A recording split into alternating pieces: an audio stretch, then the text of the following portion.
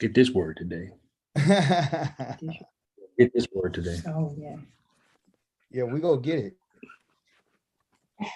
Hey, the name of this message is called "A Twisted Mind is a Twisted Life." Woo! You guys And ready? it's filled with paradox, right? Hey, you guys ready? Because you're gonna need a notebook for this one. We're gonna dive right into it because we only have a little bit of time today. We have a few hours, but it's a lot to kind of absorb. Okay. This week's Torah portion is called Pekudei. Okay. It's in the book of Shemot, chapter number 38, verse 21 through 40 through 38. I mean, there was a lot of information in this in particular Torah portion. My backdrop that you have right here is a beamer's a weaver's beam, where you have all these different fibers. And a matter of fact, which was interesting, they kind of resemble the colors of the Mishkan. You know, I see the Tehillah in there. I see the violet, the purple. I see what they would call, it's a little bit of a pinkish, but more of a, you know, could be of the red. And then they have this other one, this dark, you know, this dark looking red, like crimson. And then we have the gold. So basically, these are very close to the colors that were in the Mishkan, the tent of meeting. Again, Pekudei deals with accounting. Okay, a pakad means to visit or to muster or to oversee. And the person who's doing this, at this case in our Torah portion, was Moshe. He was overseeing all the work that was to be performed by the children of Israel, who were led by Betziel, Aholiab, and those were the two master builders and the individuals who had what we would call a willingness. I want to make sure that we all understand that even though we read about the tabernacle, we read about all the articles and the utensils that they had, and the altar, and the Ark of the Covenant, and the curtains, and the sockets, and the beams, all these different things. You ask yourself, well, what does all this mean, and why is this important for us to understand? As I've said before, the book, which we would call the scroll, is written with this idea of telling us about the character of different things, right? The names give you insight into what we should be looking for. So when we look at this word Pekudei, it's dealing with the idea of accounting. It deals with the idea of an examination. It deals with the idea of taking everything into account. I want us to really understand that, you know, in this walk that we're in, and a lot of us have been in it for, you know, I've been in it for almost 8 or 9 years. Some of us have been just recently walking into this for the last year or so. And so we all have different levels in which we've been, you know, into this 3 years, 5 years. We're continuing to grow. But one thing that I wanted to bring out is that even though we come into this truth and this knowledge of who we are, there's still this idea of having to give an account, even for the life that we lived prior to us coming to the knowledge. A lot of us would come into the knowledge and just forget. I was talking to one of our ox today about it this morning, about what I found in my life is Yah has been telling me about different things about myself along my journey, right? So I came into it, everything's great, I'm excited, I'm learning. And then for some reason or another, he said, okay, I want you to look back where you came from. I want you to look about how many times you broke my Shabbat. You know, you multiply that, you know, 40, 50 years, whatever, times 52, you know, 52 times a year, you know, you're well over 2,500 times. Easy. Okay. So I want you to look at the times where you were impure. I want you to look at the times that you've violated and were, you know, unfaithful to me. You know, even though you don't know, doesn't mean that you're not guilty. Okay. I've expressed that in other teachings as well. So let's listen what the prophets are saying. I want to open this up with the prophets, the Nevi'im. Okay. Write some of these words down. Familiarize yourself with the Nevi'im. A Nevi'im is a prophet. Individuals that we're only going to be talking about, we're going to be talking about the Torah. We're going to be talking about the prophets, which are the Nevi'im, and we're going to be talking about the Ketuvim, the writings. Only things we're going to ever deal with. I used to go to the New Testament just to make a joke out of it and to bring out the, you know, where the errors that it's there, but I don't even waste my time anymore. Okay. Because it's not worth spending good quality time on things that we know that's not going to be useful or helpful to us, because we know it's a lie. Once you've accepted the fact that what they told us is not true, is not necessarily true, it's not true. I don't care if they have any scriptures in it from our book, okay, from the Hebrew scriptures. What they've done is robbed the Hebrew scriptures and taken them and copied and pasted them and put them over in their book to justify and to validate its existence. That's the hook. That's how they get you. So even though that might be in there, that doesn't make it true. They're taking Yah's words out of its context. It's like taking a book. I take out some parts of the book and I create another book and say, now it's my book. And it's valid because I took this part of, this story and I added it. Can't do that. Okay. Let's begin with Yirmiyahu in chapter number 13, verse number 11. For just as a loincloth clings to a man's body, I made the whole house of Yisrael and the whole house of Yehudah to cling to me, says Yahweh, so that they could be my people, building me a name and becoming for me a source of Tehillah, which is praise and honor. But they would not listen. As we continue our study today, I've included certain words in here in place of their English, so you can start familiarizing yourself what it kind of looks like. When you see Yisrael, you'll see it's a Yod, a Shin, a Resh, and an Aleph, and a Lamed. You'll see the house of Yehudah, it's a Yod, the Hey, the Wad, the Da, the Dalet, and the Hey. Okay, and then you see Yahweh's name in his four letters, the Yod, the Hey, the Wad, the Hey.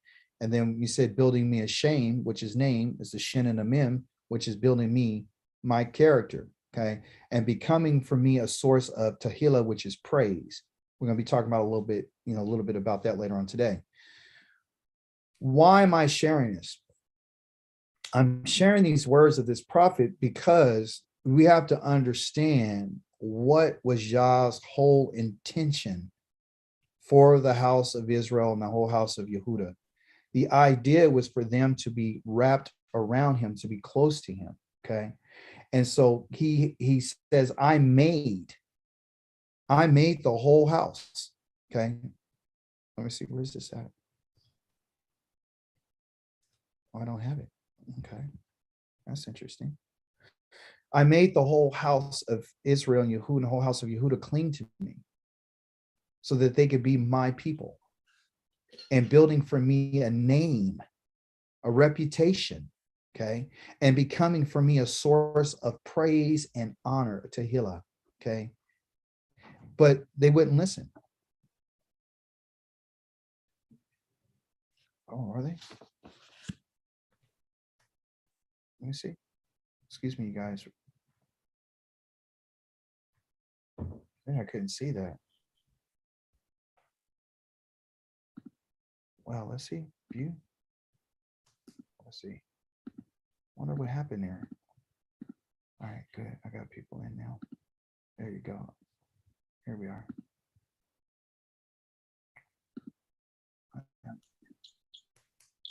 Let's go back here again.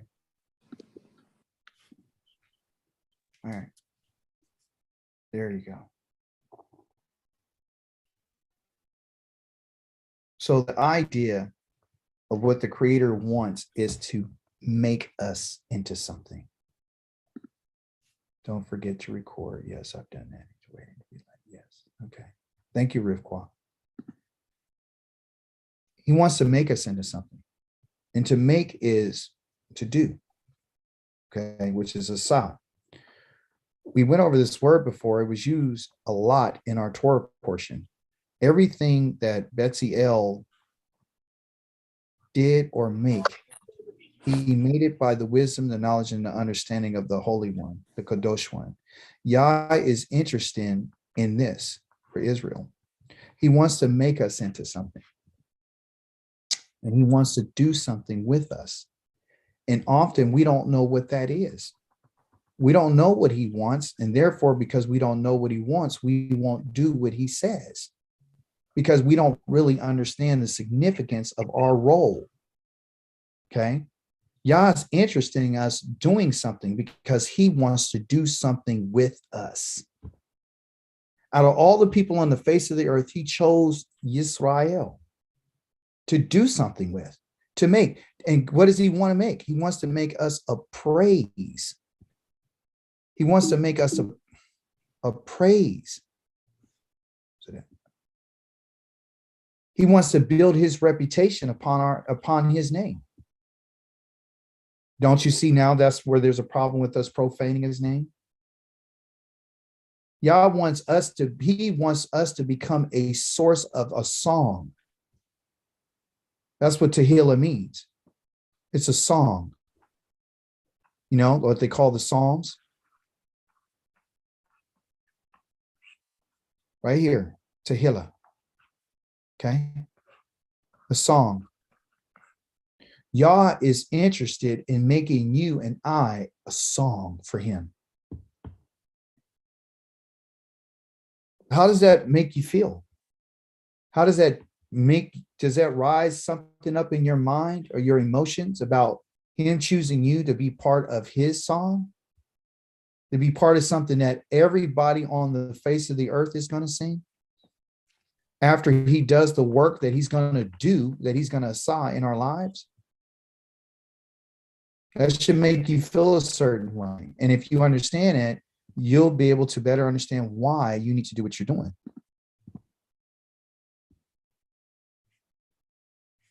Sorry. The prophet also says this. I know what plans I have in mind for you, says Yahweh. I have plans. I have plans for well-being and not for bad things, so that you can have hope in the future. The Creator is talking to us today, and he's going to let us know what his plans are, and he's going to let us know what you and I need to do to prepare for those plans, okay? And to see whether or not you and I want to participate in the process, okay? He says also, when you call to me and you pray to me, I will listen to you. When you seek me, you will find me, provided you seek me wholeheartedly. Okay. I want to take a little pause right here for a second and deal with this wholeheartedness. I know in Hebrew, there's a word called called. Okay. It'd be this called. Okay. This right here is the palm of the hand. This is the shepherd's staff. So why would Yah want me to deal with a palm of the hand and the shepherd's staff to be whole? Because when you have the shepherd's staff in the palm of the hand, it's used for taming. Yah needs to tame the heart. Okay. That's which here in Hebrew is our mind. So who is going to do the taming of the mind? That would be the question. Yeah. Yah is the one who's going to do the taming of the mind, because Yah is the one with the shepherd's staff in his hand. Just like he did with Moshe, okay? And bringing them out and putting the staff in his hand, okay? Yah's telling us that the only way that you will come and be with me, you have to have it, your heart and your mind tamed. I got to tame your mind. I have to tame it, but guess what has to happen? You have to be willing. You have to be nadav. Okay? You have to have a willingness about yourself to do this. Just like he asked for a willingness who was ever to, build the Mishkan and all the utensils and come and start doing all the sewing and all the weaving and all the craftsmanship. He's asking whoever's willing to be tamed, come and be tamed. You can't force this on anybody. They have to want to put themselves under the authority of the Creator willingly. This is the reason why we were sent here. We were sent into exile to find out whether or not you and I were willing to turn back to Yah with nobody forcing us. This is not a forced situation. You didn't come to this on your own. Yah came to you and asked you if you wanted to know him. At least that's what happened to me. Because I thought I knew him. I thought I knew him because I was doing Bible study. I thought I knew him because I read the Bible. I thought I knew him because I was a preacher. I thought I knew him because I can recite the New Testament. I thought I knew him because I cried and I prayed. I thought I knew him because I would feel bad about what I was doing. But the fact of the matter is, I didn't know him. Neither was I tamed. I was out of control. It's not until the Torah came part of my life that I began to be able to be tamed. You have to be tamed. And I know it's a word that we don't like, but everything has to be tamed. Animals have to be tamed.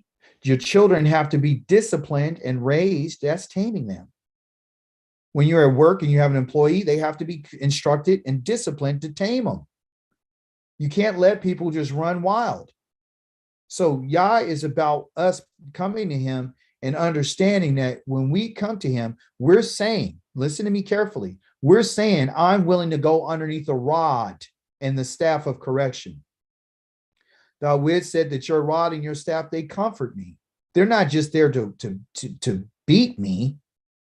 Yah's not using the staff to beat the sheep. Yah's using the staff to guide the sheep, to instruct them and to probe them. You use the staff to poke them in the side and say, come on, let's go. You use it to guide them. You use it to help them. You use it to protect them.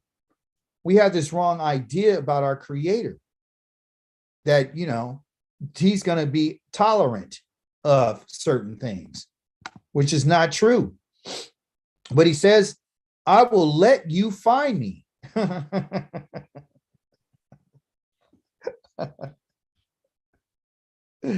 Says Yahweh.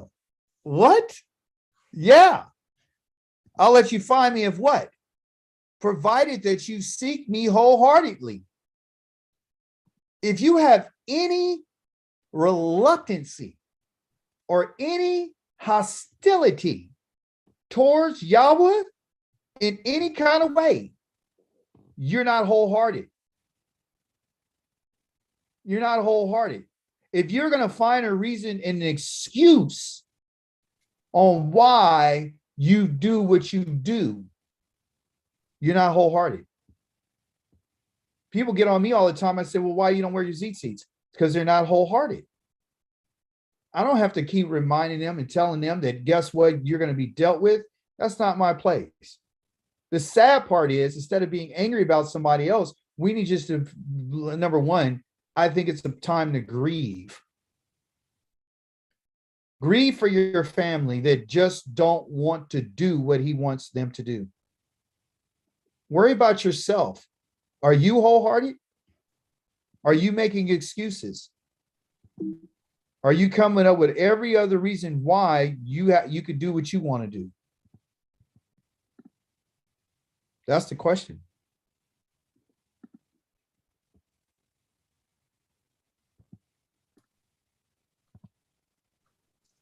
I'll let you find me. Then I will reverse your exile.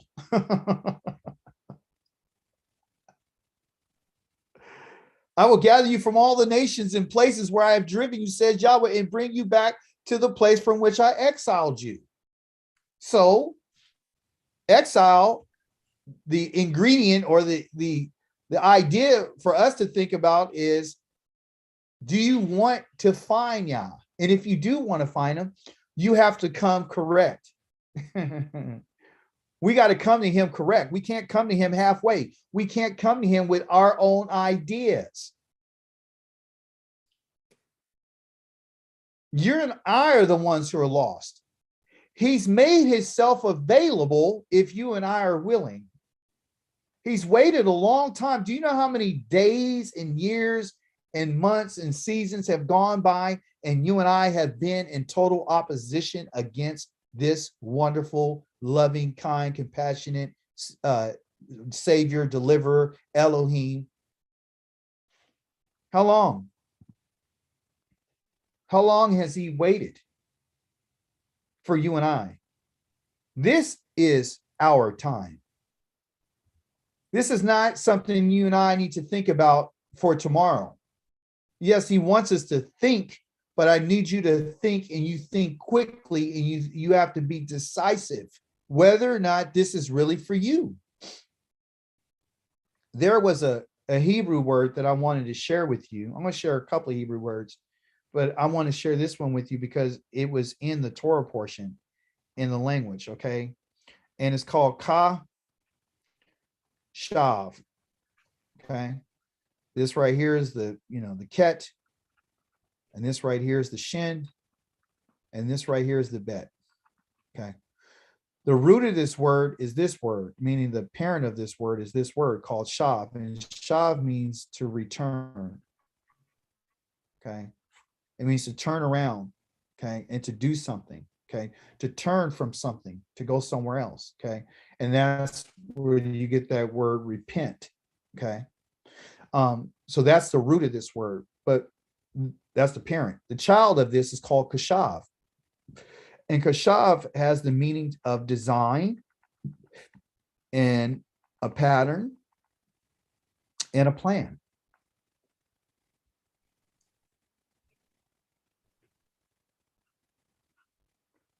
Yahweh has a design, he has a pattern, and he has a plan.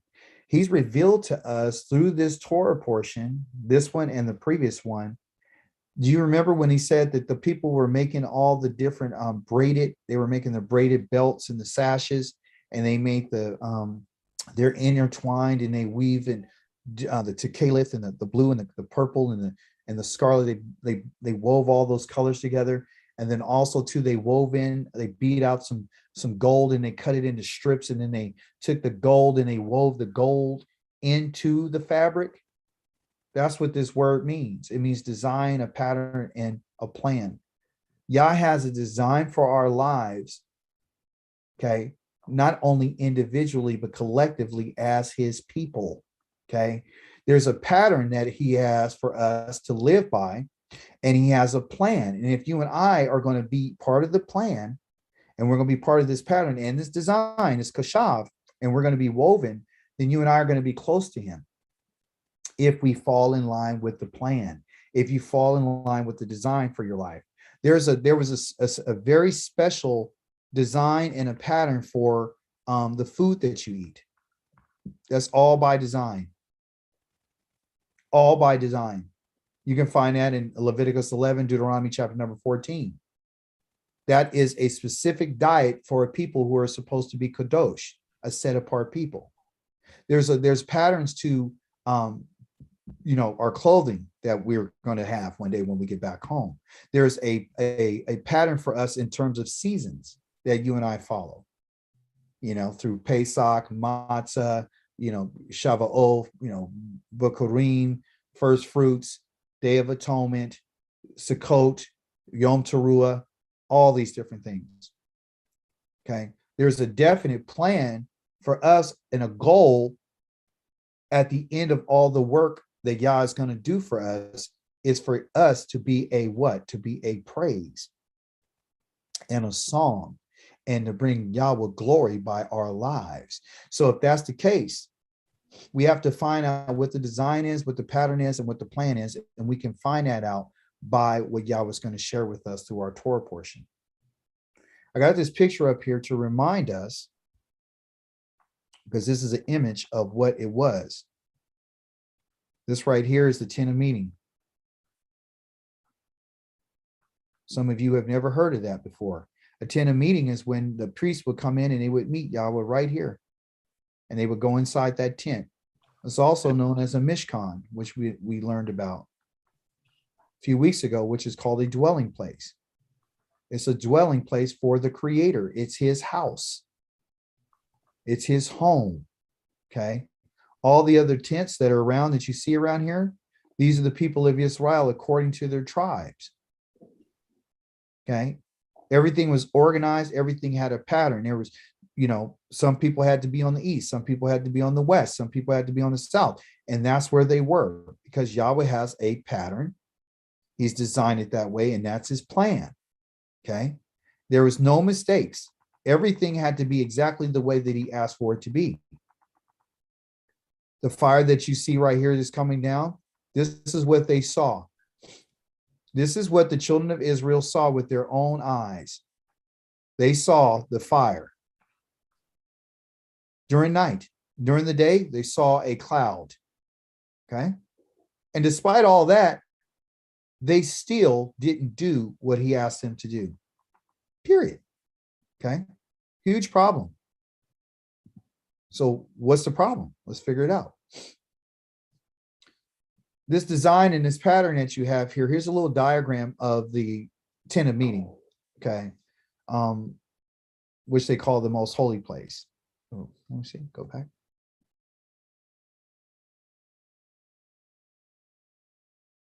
There we go. Sorry. Give a little bit, some details here. The Ark of the Covenant right here was behind this curtain right here. There was a curtain. Okay.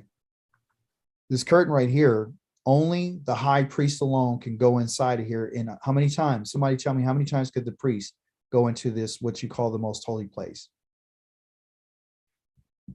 How many times? Yeah. Once a week. You're only supposed to go Once once a a year. Once. Okay. One time per year. And that was for the make atonement for himself and for the children of Israel and for all of the vessels. Okay.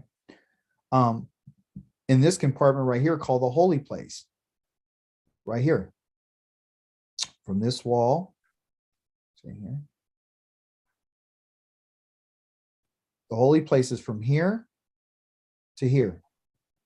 And in here, what we have is the table of showbread. We got the menorah. We got the incense altar. Okay. That's what we have. These in particular items, if you read your Torah portion, supposed to be in certain locations. Okay. I believe the table of showbread is going to be on the south side, if I'm not mistaken. Okay. If it's talking about the south, it's going to be something to his right hand. The entrance of the tent of meeting had to be the east. Okay. Excuse me, I'm corrected. That's the north, that's the south, and that's the west. Okay. Anytime they would enter this door, it has to come in from the east because that's where the sun rises, from the east. Okay. The shuklan here is on the north and the menorah is on the south. I'll verify according to the Torah, verify. Okay. Everything had to be made according to its specifications, exactly the way that the Creator said. Okay. They have to make this out of bronze. Right here was the labor. They had to wash here. If they didn't wash their hands and their feet, what would happen to them? Yeah. They would die. This was using for washing himself with water. This right here is called the altar of bronze altar, the altar of a burnt offering right here. This is where they would do all their offerings. The children of Israel were not allowed in any part of this area. Okay, they were not allowed inside of here. Okay, what you see on the outside right here is the curtains for the courtyard. It's just a little, I can't see all of it. I'm sorry, it's kind of cut off because of the way that it laid out. But no one who was not a priest could not come in here. Okay, we're going to find out next week how all this all works together. My whole point of showing is to let you know that Yahweh is about design, he's about patterns, and he's about plans. Everything has it has specifications. So he's letting us know through our study of this week that guess what? Everything that I do has a plan. There's a plan behind everything. It's not just me doing things. Okay. This word also has an extended meaning of weaving, kashav, and it primarily deals with not only just materials, but it has to do with weaving of thought. Now, this is a big issue. I know that I have a lot of thoughts that go through my head all the time, and it's one of the areas that I'm trying to control most of, especially when I get down to pray. There's other things that are popping in my head, you know, not bad things, just life, just things. And so how do you calm yourself down to be able to pray properly? Or how do you calm yourself down so you can talk to Yah? How can you stop these thoughts? You know, how are these, some of these thoughts good? Some of them not so good. I know for me as a human being, there's just thoughts going on all the time. I forgot what the number is, but maybe somebody can tell me. there's literally thousands of thoughts that you have per second. Thousands. You have thousands of thoughts all the time. And for us to be able to control them, we have to have something like the Torah to come in and guide us and to tame us and to tame the way that we're thinking.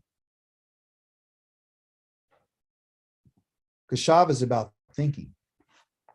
That's why I'm using this picture right here, because it's about weaving. Yah's concerned with what we think. That's the heart of everything. It's about what we think. I want us to think about what the Torah says. Okay, it's about thinking, because that's where's thinking happen. Where does it happen at? Where's all your thinking happening? In your mind, which they call your heart, which in Hebrew is a lamed and a bet. Anybody remember what the lamed and the bet mean? What's the lamed? Staff. What does it represent? Authority. Authority. How about the bet? What is the bet? Tent, house, dwelling. In house. So with a tent in a house, you have to be inside. So they got this word called lav or lave, meaning heart, but it means the authority within. It's the authority that's inside. And so the authority that was inside is our mind. That's what we're using. What you do with your mind, you're going to ultimately do with your hands. Whatever you're thinking, that's what you're going to do. Whatever you're considering, you're contemplating, that's what you're going to do. So you have to find out what's going on with our mind and what's going on with our thoughts. This is what the Creator's shown to me over those last couple of days. You got to alter, you got to do an accounting of your mind. You have to give an account of what your thoughts are. Don't think that you're going to come to me and you're not going to have to answer for nothing that you've said. Don't think that you're not going to have to answer for the actions that you've done. Don't think when he says for us not to speak the name of any other Elohim, a lot of people think that, guess what? I don't have to worry about that. I did it in the past and it's over. He says, no, you profane my name the moment you said that. The moment that you said, J. Seattle, you're profane now. You profane my name. Question would be, is that forgivable? Yes, it is. It is forgivable. But let's think about the Torah. What does the Torah say? It says, when the time arrives that all these things have come upon you, both the blessing and the curse which I have presented to you, and you are there among the nations which Yahweh your Elohim has driven you, then at last you will start thinking about what has happened to you, and you will return to Yahweh your Elohim and pay attention to what he has said, which will be exactly what I'm ordering you to do today. You and your children, with what?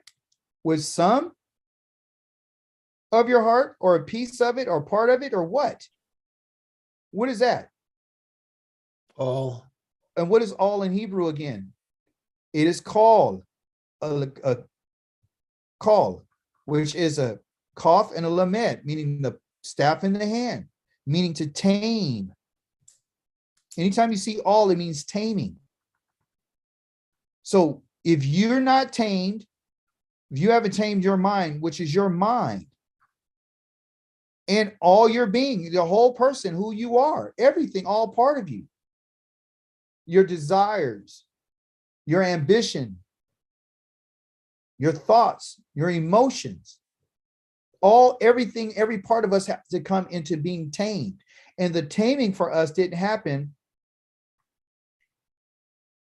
while we were in Jerusalem. The taming happened the first time Yah was taming us was in the wilderness. Now he's taming us while we are in exile. Understand this. You're going to start thinking while you're in exile. Then you're going to shuv. You're going to return to Yahweh. You're going to pay attention. You're going to do what he said. You're going to asa. We can't fit in part of Yah's plan in him trying to make us into a certain people. He said, but they wouldn't listen. So is it up to him only, or is it up to us? Are you're in a relationship? Is it just you? Is it both people? There has to be a meeting of the minds. There has to be an agreement. There has to be a willingness to say that, listen, let's work on this together. You and I have never been taught that we actively are part of Yahweh's plan. And guess what? We just thought we're going to sit on the sidelines and there's nothing to do. We just believe, and all of a sudden everything's going to happen for us. And we're his chosen people. So we just sit there and do nothing. Yah is not about that. Yah is about doing, and because he's about doing, you and I need to be about doing. Actively doing what he said. Some people don't want to do what he says. So why is it that some people want to do it and some people don't? Because other people have different thoughts. They have different opinions. Speed up. I need to speed up. I got so many slides. Samuel says this: only fear Yahweh and serve him with all your heart, for think what great things he's done for you. What has Yah done for you? What has he done for us? Yah has waited. Even while we're in exile, he still waited for us. Even while we were calling on another God and being unfaithful, he still waited for us. Still. What kind of shepherd is that? He's an excellent shepherd. He waits for us. There's another thought that can happen. You can either think about the great things he's doing and has done for us, or you can be another type of person. Here's the other person in 29:19 at Davarim. Remember, think about what the Torah says. If there is such a person, in context, it's talking about a person who's decided that they're not going to do what Yahweh says. When he hears the words of this curse, he bless himself secretly, saying to himself, I will be all right, even though I will stubbornly keep doing whatever I feel like doing. So that I, although dry and sinful, will be added to the water and the righteous. There's people like that are among the children of Israel who secretly say to themselves that I'm going to be all right. I'm fine because I go to Zoom, or I'm part of a congregation, or I read the Torah and all this. They think that they're going to be okay because they don't think that Yah knows the mind. And he don't think that Yah knows their inner being. Why do you think David said that you know everything about me? You know my thoughts are far off. You know my rising up, my standing up, and my laying down. You know when I'm hungry. You know every word before I even speak it. It comes out of my mouth. You already know it.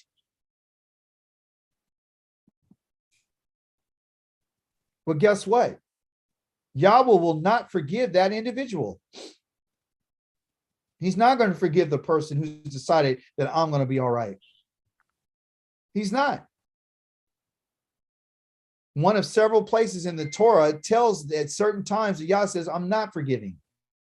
So this is the difference between the God of the New Testament and the God of which we call Yahweh, who we know as in the Hebrew scriptures as the one who exists. There's certain things that he's not going to forgive. Rather, the anger and jealousy of Yahweh will blaze up against that person, that individual. Every curse written in this book will be upon him. Yahweh will will blot out his name from under heaven. He will kill him and make sure that he never exists again. Yahweh will single him out from all the tribes of Israel to experience what is bad and all the curses of the covenant written in this book of the Torah, in the scroll of the Torah. There's tons of curses in the Torah. Tons of them. They're not just in chapter number 28. They're starting in chapter number 27. We got a curse on us if we don't do what Yah says. Yah joined Israel to a covenant, and anybody that decides that they don't want to do anything in the Torah, they're cursed. I don't care if you try to save them. They're cursed. What else should we think about? You know, this is the last week of the Shemot, the scroll of the character of Yahweh. This is the last week. We're going into a whole nother part of the scroll. What did Yah say? Yah told Moshe, say this to the children of Israel, the people. Yoheh Wahe, the Elohim of your fathers, the Elohim of Abraham, Yitzhak, Yaakov, has sent me to you. This is my name. This is my character forever. This is how I am to be remembered. Generation after generation.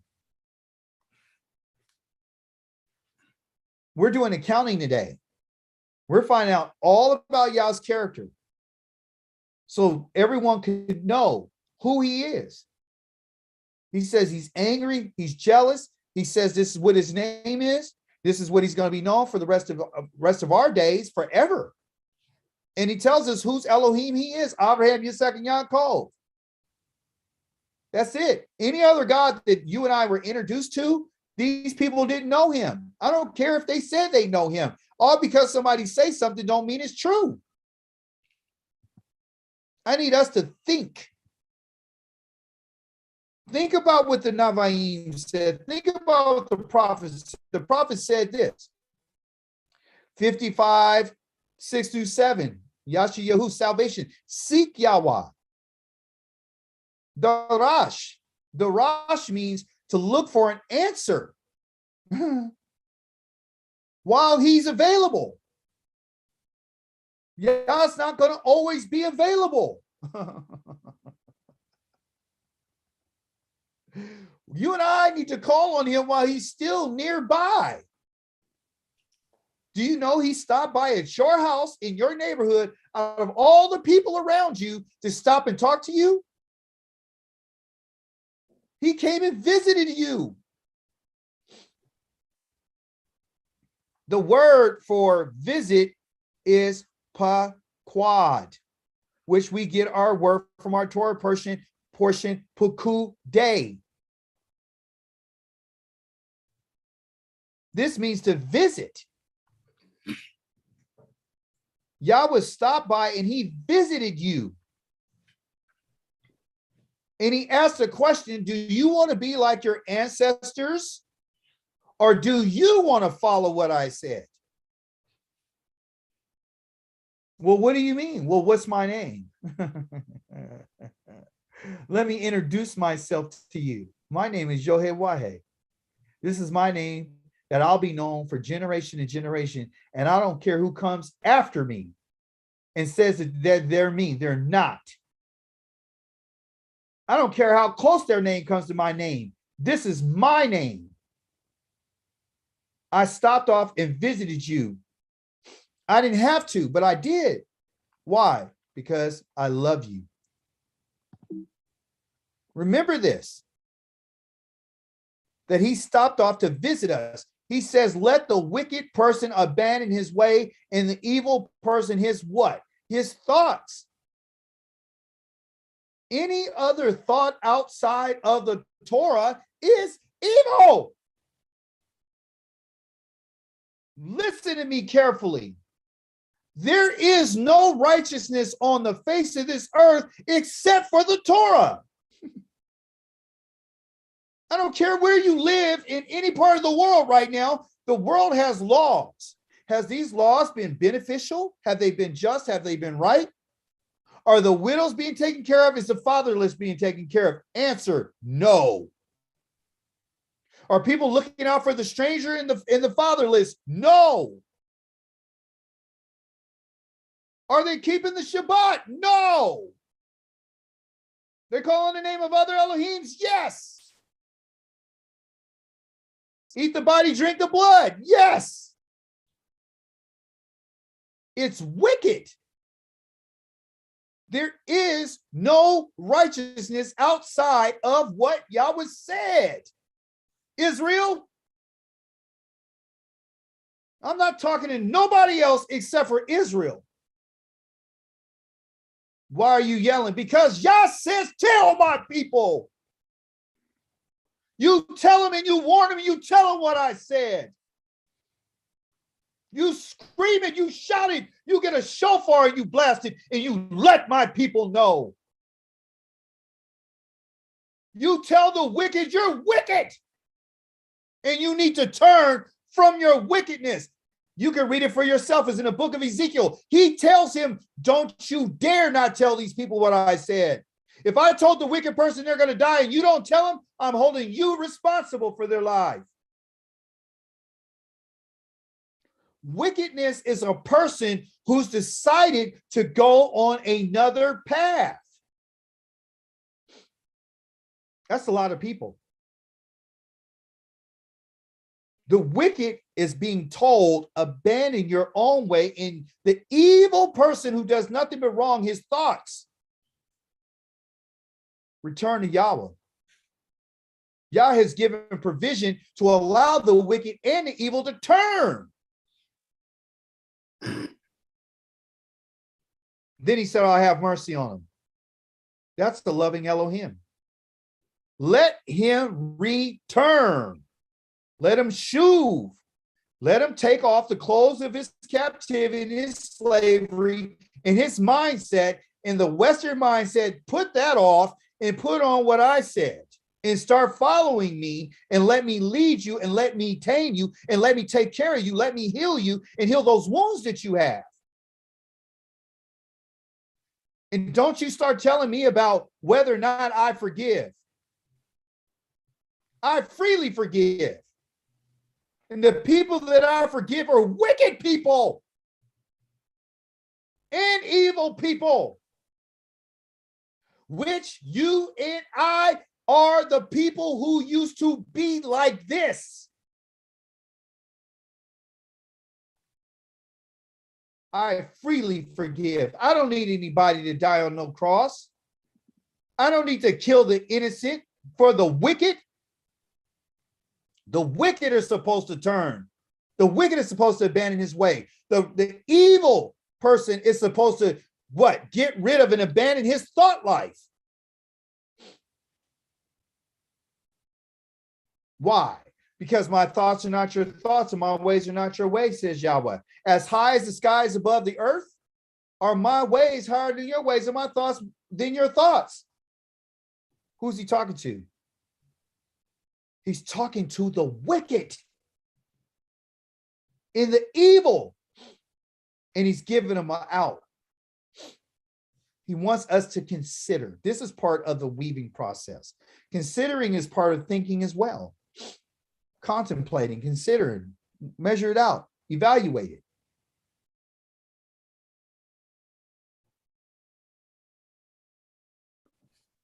Who is like you, Yahweh? Have you ever considered that? Have we ever considered who's like him? Who's mighty like him? Who's so sublime in set apartness, kadosh? That's what that word right there is. Who's awesome in praises and songs, and lauding and applauding him and celebrating him? Who's done any of the wonders that he's done? Who's like him?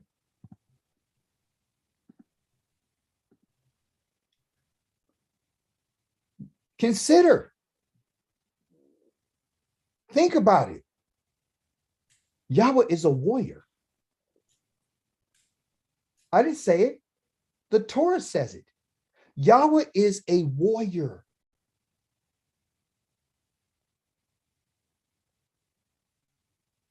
And that's his name. Yahweh is his name. That's his name. His name is never going to change. Never. Consider the prophets. What does the prophet say? What is Yahweh also like? He's a warrior. His ways are higher than our ways. His thoughts are higher than our thoughts. He's like a shepherd, feeding his flock, gathering his arms, his lambs with his arms and carrying them against his chest, gently leading them with his staff, right? This is what he's doing for us. He's also the one who's counted the handfuls of water in the sea. He's measured off the sky with a ruler and gauged how much dust there is on the earth. Weighed out the mountains on scales or the hills in a balance. Who has done such a thing? Who? Who? Who's like Yah? Who's ever measured out the spirit of Yahweh? Yes, Yah has a spirit. Yes. Who? Men. Who has been his counselor? Who's ever instructed him or told him to do anything? Who's ever had the ability to judge him and to say what he said was right or wrong? Who? Nobody. Who did he consult to gain some form of understanding? Did he ever go to school? Did somebody teach him? Who taught him how to judge? Or taught him what he needed to know and showed him how to discern and how to build and how to form and how to create and how to call and how? Who showed him anything? Me. Who? He asked a question in Deuteronomy. It's not on the slide, but he asked, who? Which one of you, who of you will fear me and learn from me? Which one of you will put yourself under my authority? Which one of you will call to me and have regard for me and think about me? We don't have time to read this right now, but I had it, Ketuvim, which is the writings of Eov, chapter number 38. Read 30, 37, 38, all the way through the end. You'll find out when Yah's talking about who's who. Who has done this? Who has done? Who's who? Job thought he was righteous. He thought there's nothing wrong with him. In his mind, in his thinking, he thought he'd obtained a sense of righteousness that did not allow him to give Yah the praise that he deserved because he thought he was okay with Yah. Yah tested him. He tried him. Why? To find out and let him know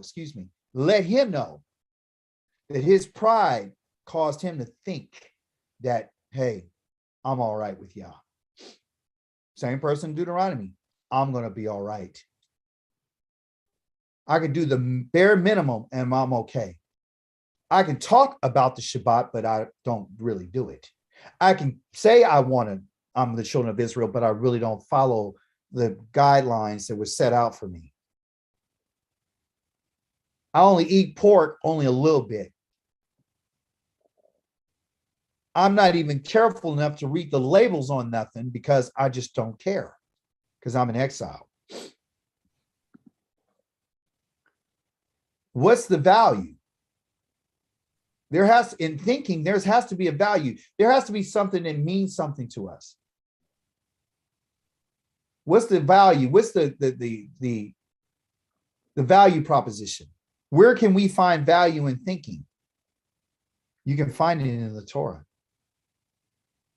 You notice I keep showing Navaim, I keep showing prophets, I show a little Ketavim. I keep using the word think,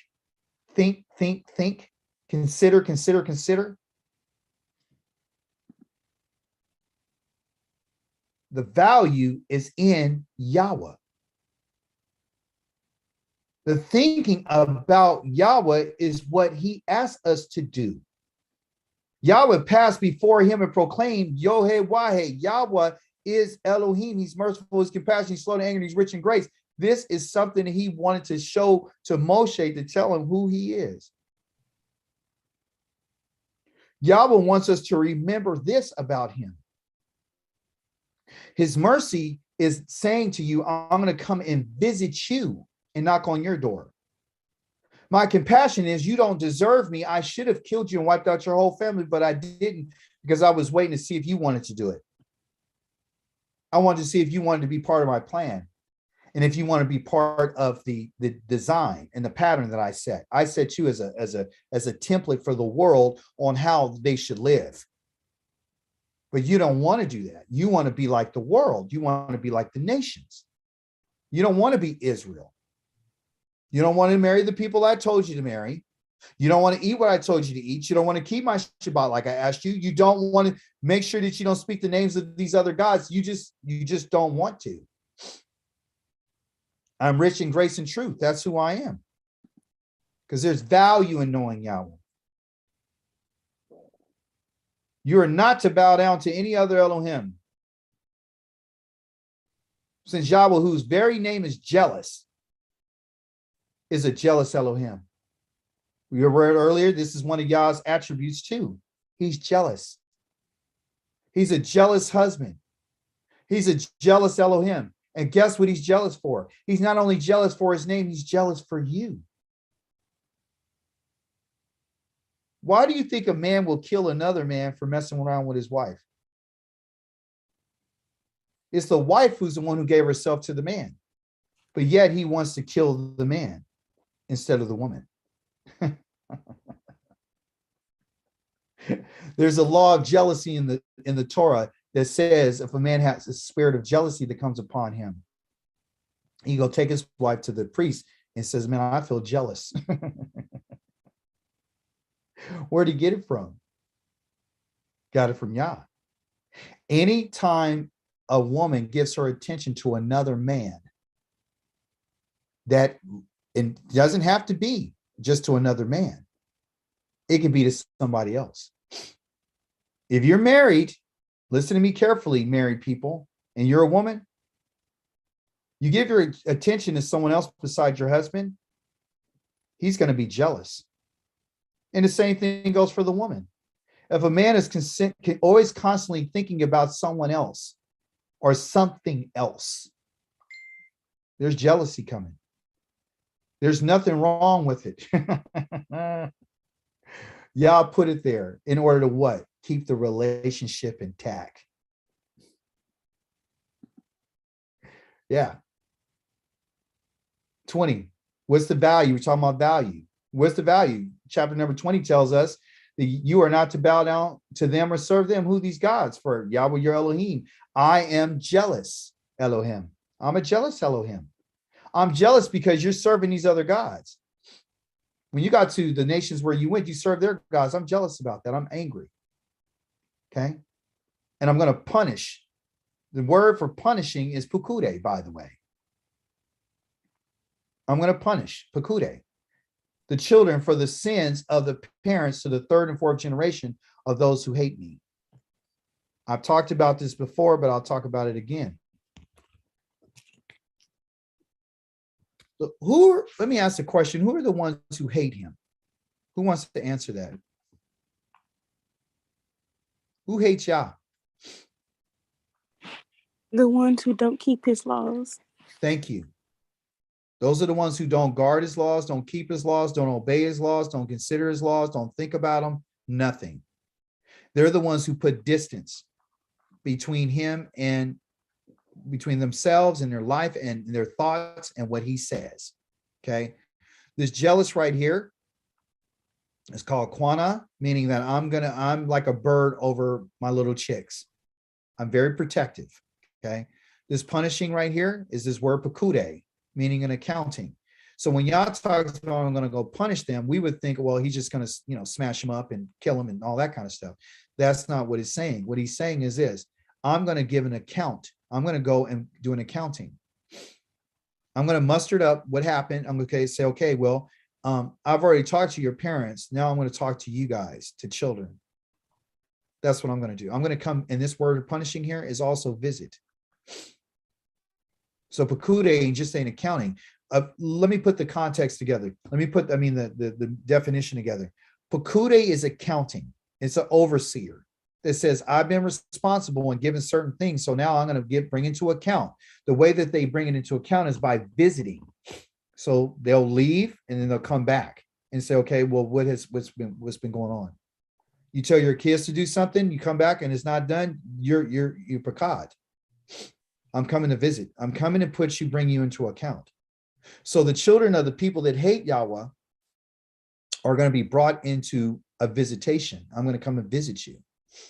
Okay, to the third and fourth generations of those who hate me. I'm jealous. I'm just going to come and visit them. Okay, I'm going to have them give an account of their lives. And being an account of our life, you guys, is something that we thought, well, it's just my job, my career, and all those things. The thing that I wanted to tell you today is that there's secret thoughts that are woven inside of your head that you need to get rid of. And I'm going to show you how to get rid of it. I'm not going to just tell you, I'm going to show you according to what he says. Yah is telling us, I know you. I know you. Okay. I know what's going on with you. I understand. But I need to be regarded in a certain fashion. The way I need you to regard me is I need you to regard me. And so speak to the entire community of Israel. And I need you to tell them this: you people are to be kadosh. That's what we need to be. Okay? Kodesh, Kodosh, Kodash. You need to be set apart. Why? Because I am set apart. I'm Yahweh. I'm Yahweh.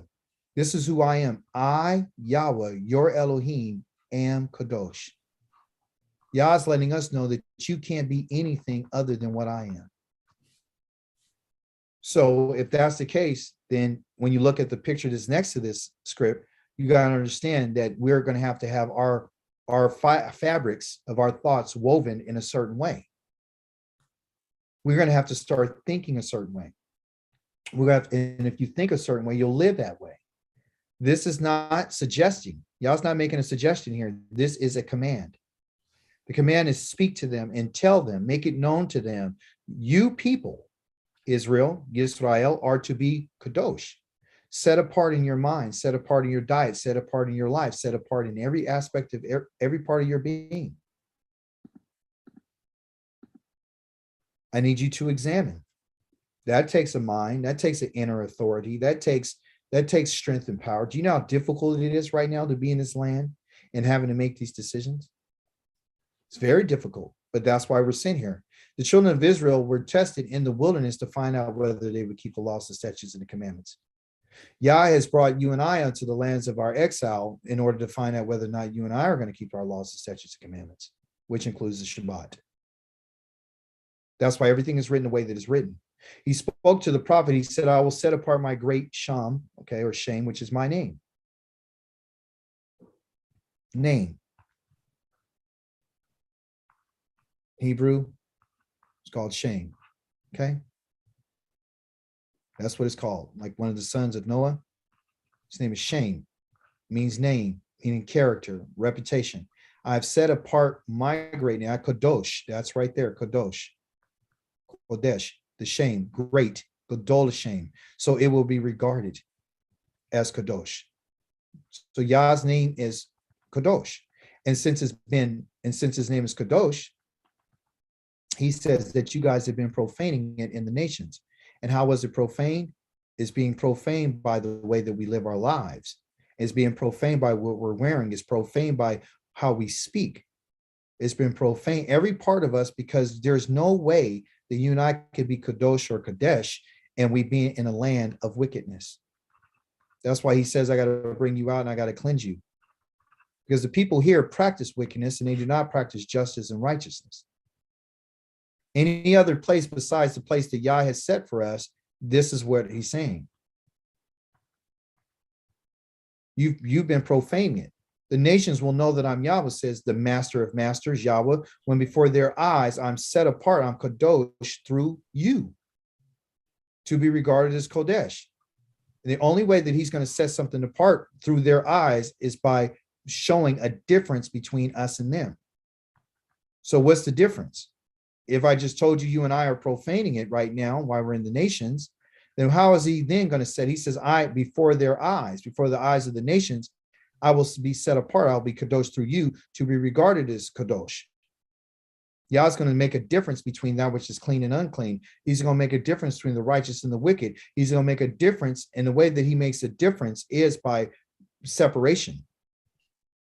Someone tell me, how did he make a separation in Egypt between Israel and the rest of the people? Give me a couple of examples.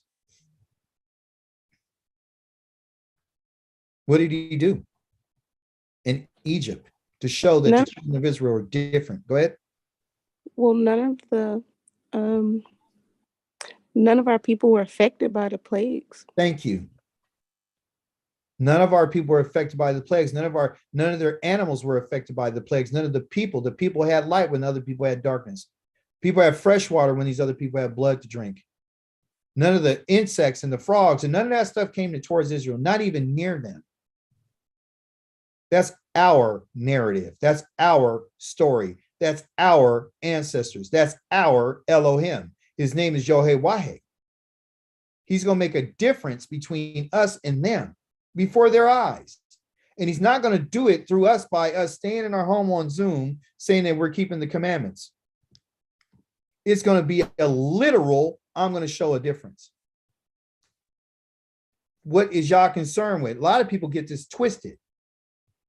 They're going around, I'm the light of the world. We're supposed to be a light to the nations. Yes, that is the ultimate goal and dream, or I'm going to say dream. That's the ultimate goal of us, okay? And that's what Yah says he wants us to do. But how can you and I do that in a state of being profane and unclean? You can't do it. So if that's the case, then what are we supposed to be doing right now? Right now, Yah says, I want you to go through and do a pakude. I need you to do an inventory of your life. And I ain't talking about when you first got accepted what I said. My life that I'm giving you brings light to your life. That's what the Torah is. It's light. It's supposed to help bring and show things and make things appear for what they really are. I told you before that I disrespected my mother when I was a kid and even as a teenager, and I had to repent about it.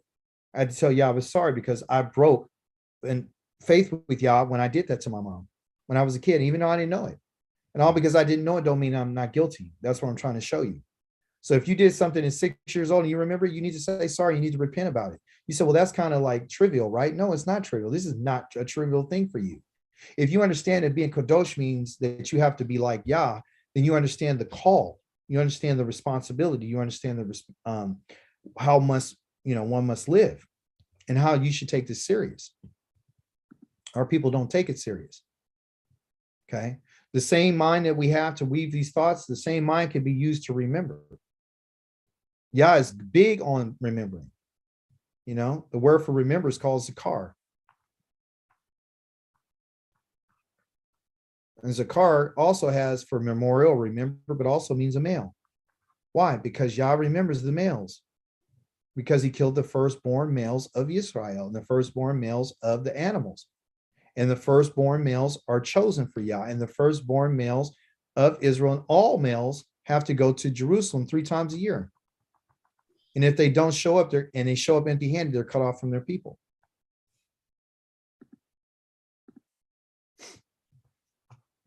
What does Yahweh say? What are we supposed to remember this? Remember this.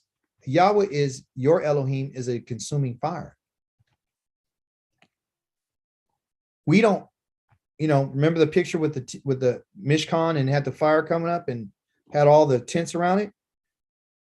We haven't seen that. So you and I are having a hard time imagining what he is. But he tells us that I'm a consuming fire. This is well after Yahweh had appeared to the children of Israel.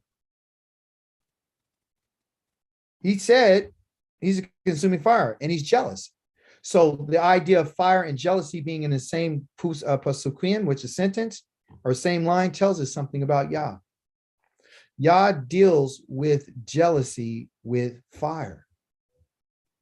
Anyone had another god and he found out about it, go in and burn up the city and everybody and kill everybody and burn up everything. All of his houses, animals, and everything. Burn them all up. Set them on fire.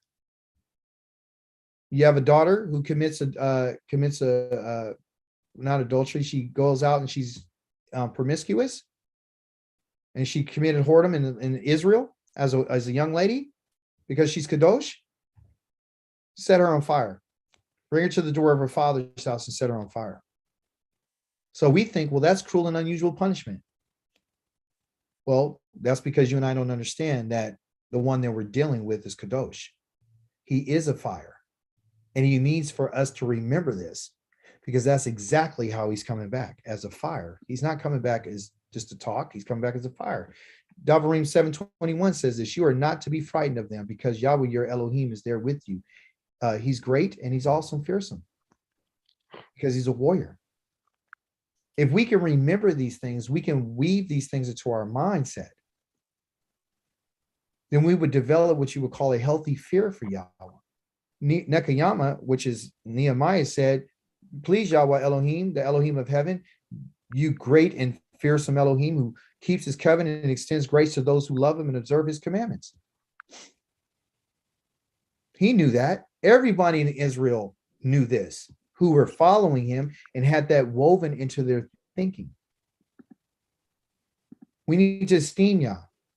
That's a thought. Esteem him for what? Because he's a king. And listen what it says. This is a seer who's not even of Israel, that was sent to go curse Israel. His name is Balaam.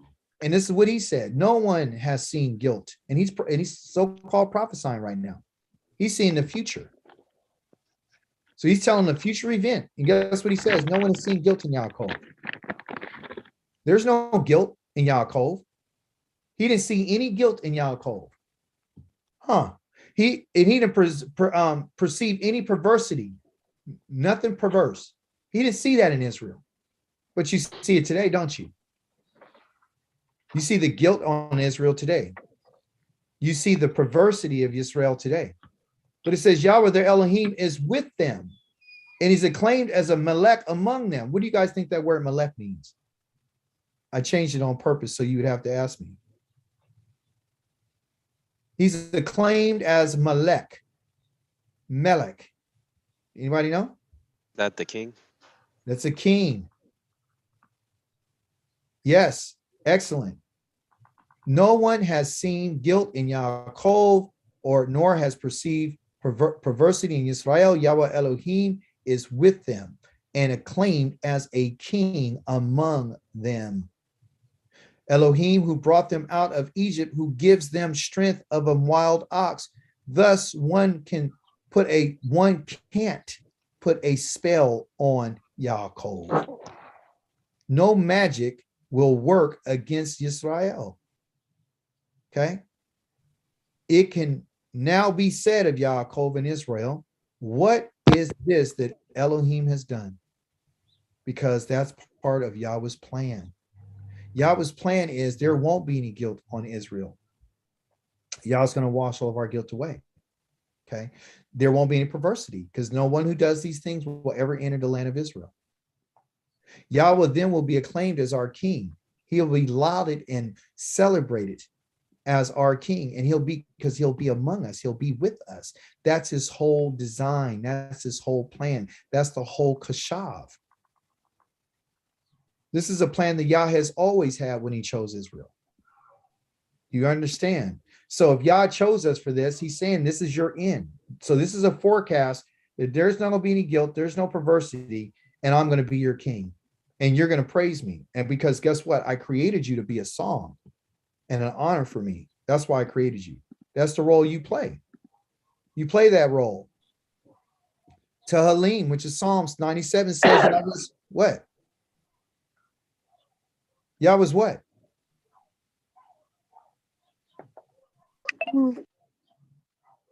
What is he?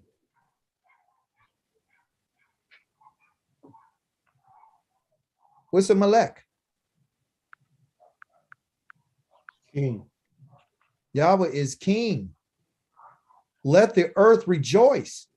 When Yahweh becomes king, the whole earth will rejoice, and let many coasts and islands be glad when Yahweh becomes king. Why? Because things are going to change. There's going to be rulership of righteousness. There won't be any wars that you see right now. There's not going to be any of this stuff anymore. What does it say in 99? Yahweh is what? King. He's king. Then he says, let the peoples tremble. I thought that you said, let them be glad. Let them tremble. He sits enthroned on the cover rim and let the earth shake. Because Yahweh's king. When he comes back to take his position and place on the earth, that's when he's going to show the nations that you and I belong to him. Because he's king. Then Yahweh will be what?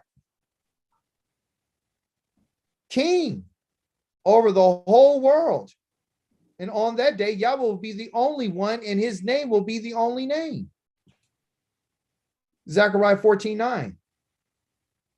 Someone comes to you and says that there's somebody else who's going to be king, you bring him right here. There's only one name. There's only one who's going to be king, and Melech, and that's Yahweh. That's why he needs to be esteemed. He needs to be esteemed because he's king. We need to consider and regard him because he's holy. We need to understand that Yahweh's jealous and he has anger. We have to understand what his attributes are. He's merciful, he's compassionate. So all these things are bringing out Yahweh's character. Last and final part of our study today is talking about praise. Because this right here is the solution to thinking.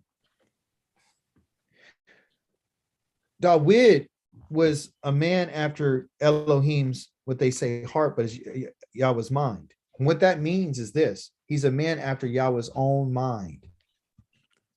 That meant that David was in pursuit of everything that Yahweh has said. Did he make a mistake? Yes, he did. Did Yahweh forgive him? Yes, he did. But was he bent on doing what Yahweh said? Yes, he was. You can read Psalms 51. He says, if you give me your spirit, I promise I'll teach everybody not to do what I did. That's our king. Okay. That's who the king of Israel forever. But praise is going to get us out of it. Earlier this week, we talked about the word praise. Okay. But I didn't go into full detail in it. There's a Hebrew word called yad. Now I'm going to give you a whole bunch of definitions, so don't be mad at me. Okay. Yad. Yad in Hebrew is hand. Okay. This is part of praising Yah. You can praise Yah with your hands, and you do that by what? What can you do with your hands? Lift them up. Lift them up. You can lift them up. What else can you do? Clap. You can clap and applaud him. Give him some praise. Yes. What else can you do with your hands? You can wave your hand. There you go. There's that waving. That's that tenufa. That's that waving before Yahweh with your hands. You can wave. You can literally take your hands and wave them in front of him. I've done that in prayer, by the way. It's an awesome thing. Wave your hands before him. When you lift your hands up to him, lift them up with them open. Don't ever do them with them closed unless you're in pain. Right? Clap. What else can you use your hands for? We could praise him with the work that we do with our hands. Yes, the work you do with your hands. Yes, Kelvin. It's with the work you do. In any of your work that you do. Okay? Any work. And it has to be righteous, of course. It has to be straight. Can't go to the left, can't do the right. It has to be balanced. Okay? So you could do that. And usually what Israel would do when they did the work, they would take the work when they would come out of the fields or the things that they would build. Okay? This is why it was against our culture for us to be putting our hands on people. He says there shouldn't be a striker among Israel. You shouldn't run around and snatching people, grabbing them, hitting them, and all that kind of stuff. That kind of stuff is not what it was. Even though the Creator put in provisions inside of the Torah, when anyone did such a thing, there was, a Torah. There was a mishpat for the judgment on those types of behaviors. But primarily, your hands are used to give Yah praise. That's what your hands are used for. Okay? And we're going to talk a little bit about that. Here's another part of what your hands are for. Kelvin mentioned it, but I'm going to break it down a little bit more. In the book of Yeshayahu the prophet, he says this. Here's what Yahweh says: observe justice, meaning righteousness. Okay, that which is right. Do what is righteous, what is right, for my salvation is close to coming. Yeah, it hasn't come yet. It's close to coming. My righteousness to being revealed. Happy is the person who does this. Anyone who grasps it firmly, who keeps Shabbat and does not profane it, and keeps, meaning shamar, meaning guarding himself, right, from doing any evil. Well, in the Hebrew, I added this because I didn't want to have more slides. When it talks about keeping means you're going to guard it. That means guarding, not just guard it one time. It's always constantly guarding Shabbat. So keeps, I mean, guarding the Shabbat. It's a job, it's service to Yah, okay, to guard the Shabbat, which in our Hebrew word is called shamar, shamar, shin, mem, resh, okay? So you got to guard the Shabbat. You can't profane it, okay? If you don't guard it, if you're not guarding the Shabbat, you're profaning it. Okay. Then it also says, so the person got to grasp this firmly. Okay. Second thing, what does he have to do? And it says, and keeps himself, then they say, from doing evil. In the Hebrew, it mentions the word yado. Yado is a yod and a dalet and a wa at the end for o, meaning his hand. So in the English, it doesn't say, it just says keeps himself from doing any evil. In the Hebrew says anyone keeping his hand. So what is he telling us about the Shabbat? If anybody can figure that out. No working. Yes, because if you take your hand, you do anything on with your hand to do any work on this day, it's evil from Yahweh's perspective. You can't take your hand. Kelvin said you got 6 days to do all your work. 6. Okay.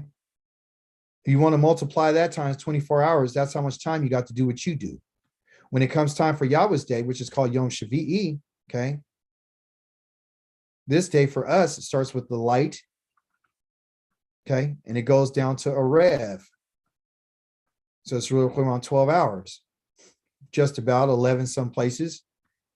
You don't supposed to take your hand and do anything on this Shabbat. The moment you do, it's evil.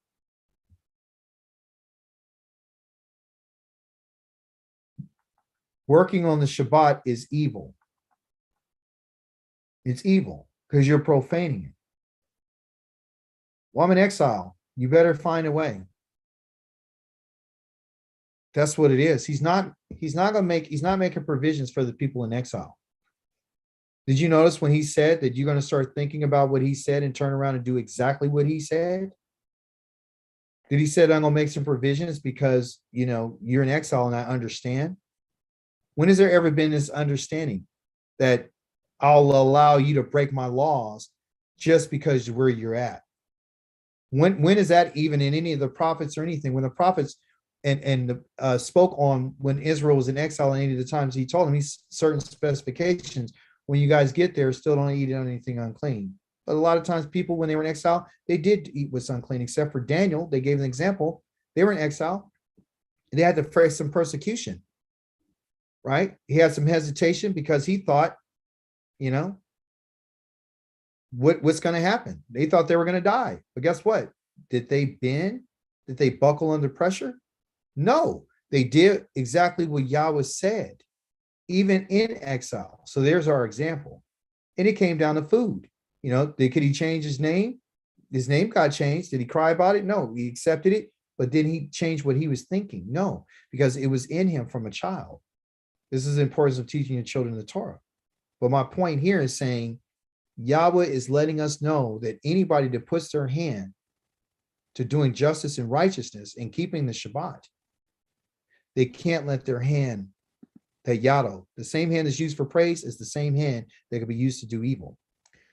There's another word that has to do with praise. It's named after one of the sons of Israel. His name is Yehuda. He's the fourth born son. Okay. When his mother conceived him, okay, you can find this in Better Sheath or Genesis chapter 29, verse 35. When she conceived yet again, this is the fourth son. This is what she said. This time I will praise Yahweh. Therefore, she named him Yehuda, praise. Then she stopped having children. The reason why she said this time I will praise him, and praise means a lot of different things. That's what I want to show you. The way that she praised Yahweh was by confessing. Okay. She's been at war with her sister for the last several years, and she just figured she was winning. She was trying to get her husband to stay at home with her. The first son, his name is Reuven. I see his son. Her husband was still going back and forth between her and Rachel. Okay. Then she had another son, Shimeon. Perhaps maybe Yah listens because she prayed for another son. So her husband will be drawn to her because she's hated.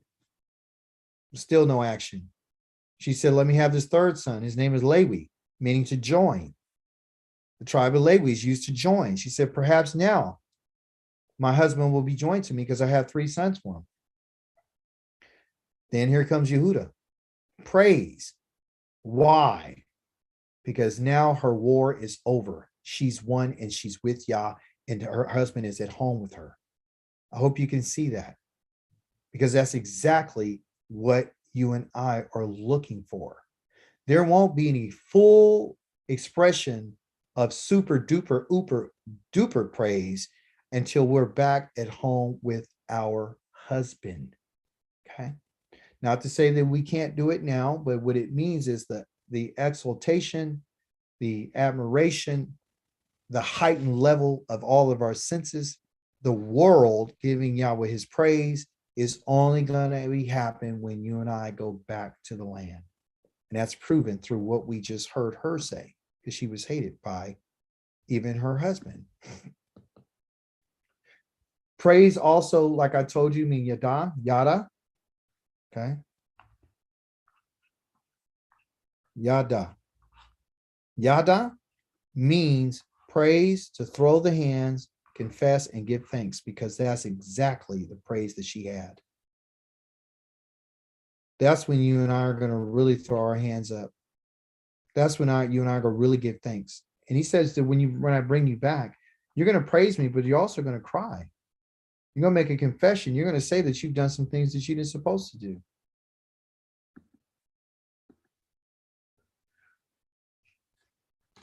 Here's a word that we studied earlier this week.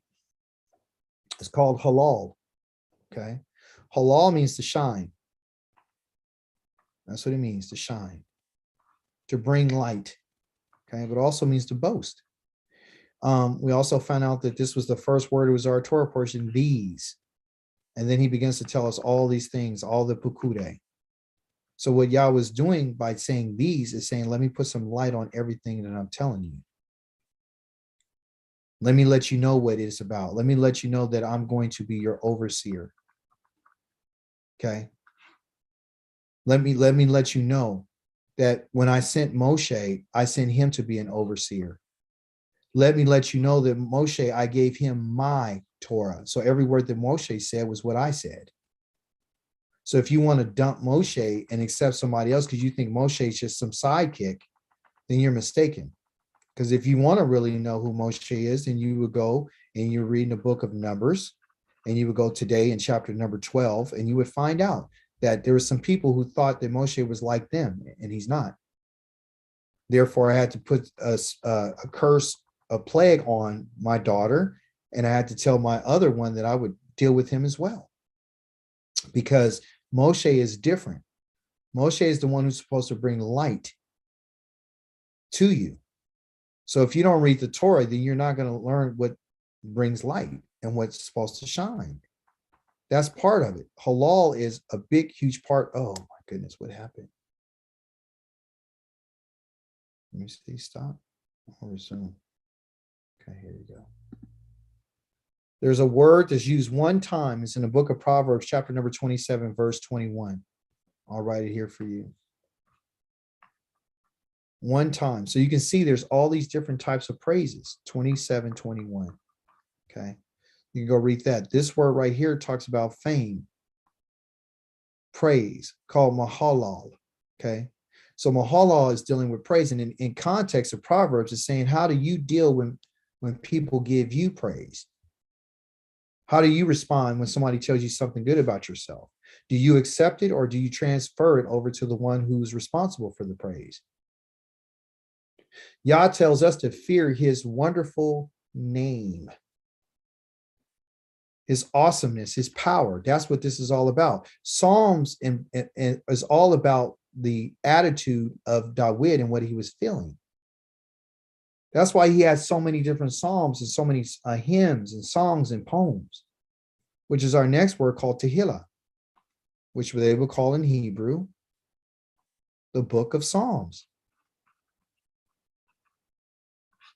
So this is another word. So we got halal, we got yada, we got mahalal, we got all kind of words for praise. So there's different ways you can do it. Okay. Yehuda. Well, here's Tehillah. What does Tehillah mean? It means to make up songs, because where does the songs come from? They come from what's in your mind. That's what Dawid was doing. So anytime you read the Psalms, understand you are here Dawid talking to himself, or bless Yahweh my soul. He's talking to his own soul. Listen, my soul, bless Yahweh my soul with all your heart. Blah blah blah blah blah. Blah. He's starting telling him, because he had that type of thoughts. There's another word that's used for praise. It's called zamar. Okay, and this praise has to do with music. You can praise Yahweh with music. It also is about what? Making music. It's about plucking. I was like, well, what has plucking got to do with it? You can pluck instruments to make sounds. Okay. On a guitar, 10-string instrument, the lute, the lyre, all these types of instruments, the harp. But also, too, is not only plucking an instrument, it's also talking about plucking fruit off a tree, like pruning. So the idea of this is, when one makes a melody, wow, you have to weave in different songs and different notes. Thoughts are like notes. They're like music. You see, every thought that you and I have has to be, number one, in accord with one another. Okay. In accordance with one another. They're going to have to harmonize. So when we have counteracting thoughts, we bring a disruption to what I would say, I'm not trying to go metaphysical on you, but the actual vibrations of our thoughts. You could turn a thought into an idea, and you can build off of the thought. Okay. So if our thoughts are off and they're convoluted, or they're disruptive and they're not good, it can disrupt the rest of the cords, the rest of the fibers, for lack of better terms. Your thoughts are like these fabrics that we see here. Let me see. What do you notice about them? They're all straight.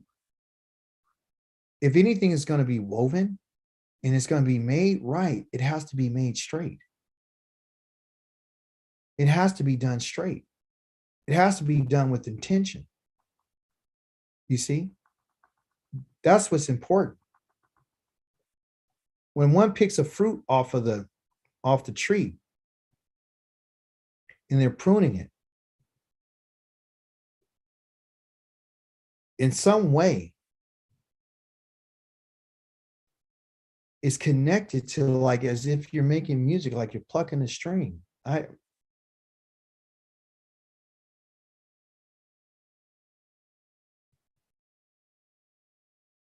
We've got to get our thoughts together.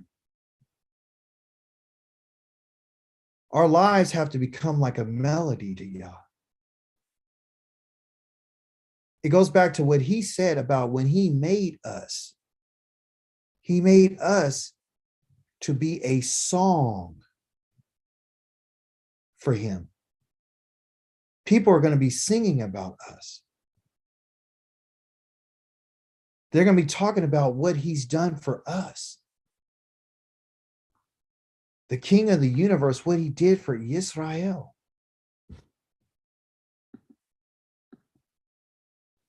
There's another word called sabak. This is praise too. They use this word for praise, but it's a different type of praise. It's a very calming and soothing, smoothly getting something to quiet itself, like a petting or a caressing with your hand.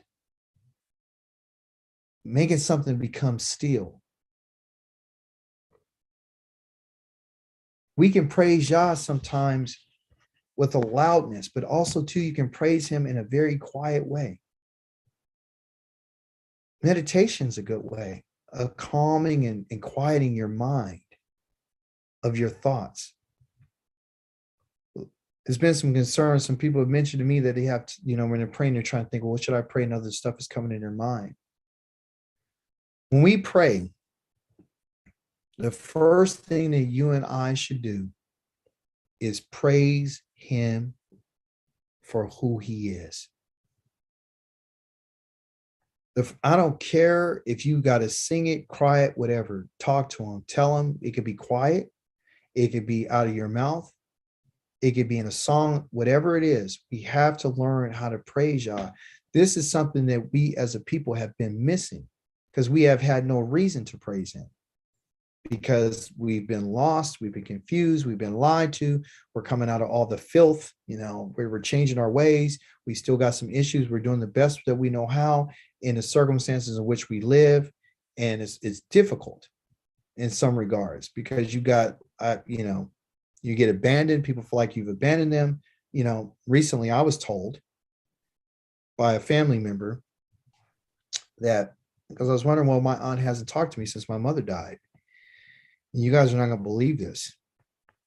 And I thought it was because I was offended at the fact that, they did some things that I wasn't, really fond of.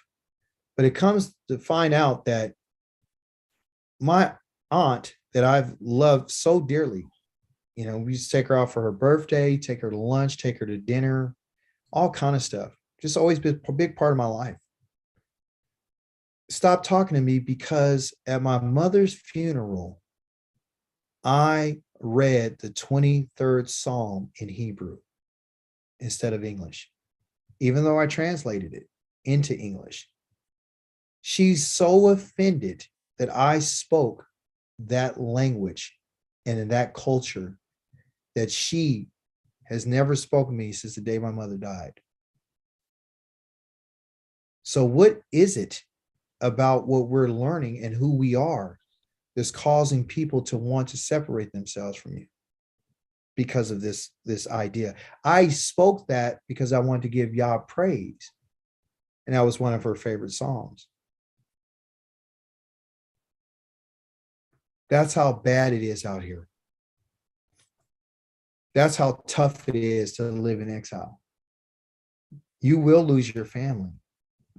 You might lose, people who are great and dear to you. And that saddens you. You may just be, this might be your only family people you even talk to you here on Zoom. Because it's the truth. At least for me, it is. I say this to you in this last few moments that I have. We have to get our minds right. This is the thing that we have to work on. We're going to have to give an account for everything that we've done. I recommend, if it's not a piece of paper, if it's on your phone, wherever it's at, write down the things that you've done in your life that you can remember. And go through those things and ask the Creator for his mercy. Don't assume nothing. Don't assume that you're forgiven because you just got saved. No, we're not got saved nothing. Yah says, I need you to take account for your actions and your behavior. He mentions it all the time about our manner of life and conduct. That's why he repeats to us what happened to our ancestors. So you and I have a reference point to look at. That's the reason why it's mentioned. It's not really to condemn them, it's to understand where they're coming from so you and I don't make the same mistakes. He's already told us what it is. So we're going to have to make some decisions. And the first place that we start is with our mind. That's the first place we start. Learning is great. It's helpful. But I'm going to be honest with you. It's not enough. It's not enough. When you go to Yah, we're not going to go to him with a book. You're not going to open up a book in front of him and say, well, on page such and such, it said this, in the book of this, it said this, and it said this. It said. He's like, I know that. Those are my words. I already know those words. What are you telling me? Yah's not looking for us to regurgitate what he said to him. What he's looking for us to do is to understand what he said to us. Okay. I'm going to tell you about the Torah. I'm going to tell you about the prophets. I'm going to tell you about the writings. I'm going to tell you about the Shabbat. I'm going to tell you about my laws. I'm going to tell you about all these different things. But they're not going to work very well for you if you have other things going on in your mind. If you can't settle down and pray and meditate, our relationship is not going to be healthy. Thinking is part of it's a huge part of your life. It's all of your life. He's telling us to think. He's telling us to consider. He's telling us to evaluate. He's telling us to esteem him. The Creator doesn't get any credit literally for anything. He doesn't. He doesn't. But I'm going to share one little thing with you. And I'm going to read it out of, I think I'm going to read it out of Psalms. Let me stop my share. Read it Psalms. If I can grab it.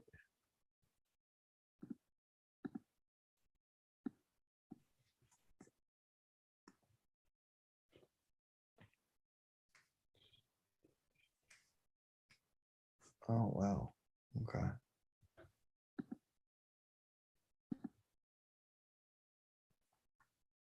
right.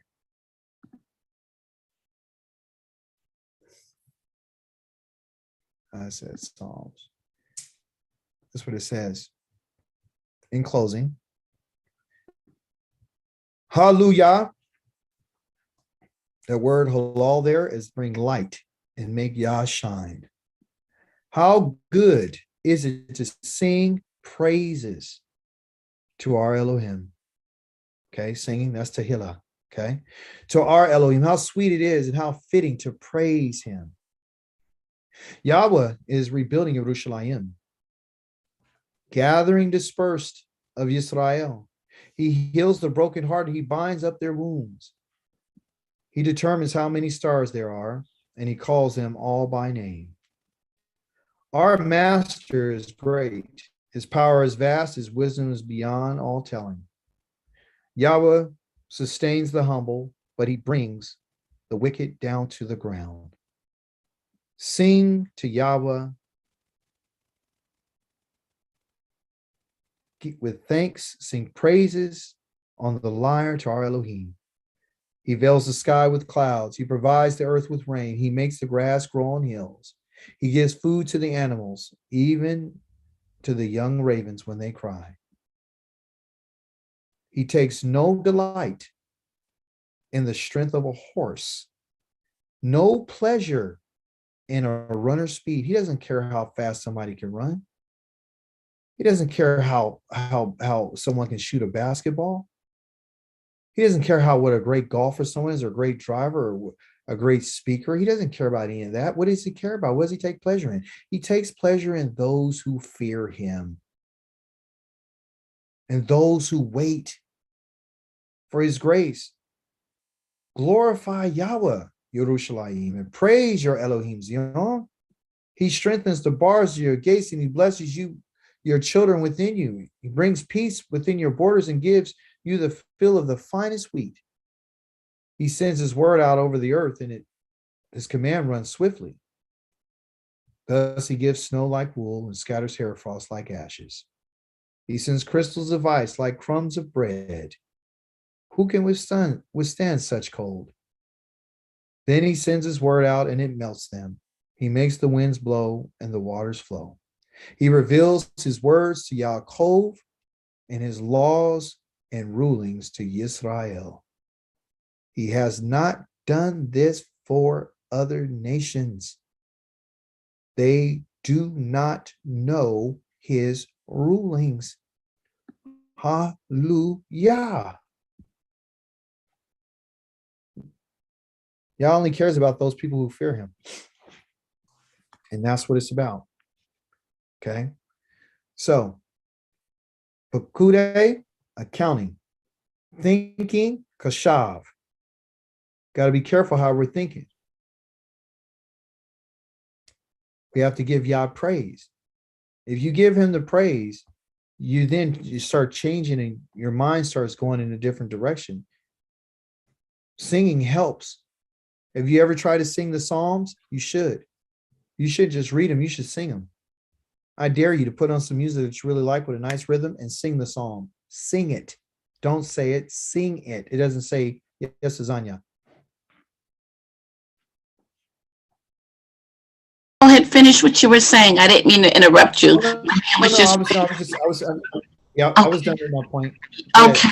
I just wanted to speak briefly about what you were speaking about, getting to know the Most High, the Holy One, because it was also on Thursday's lesson that I listened to this morning.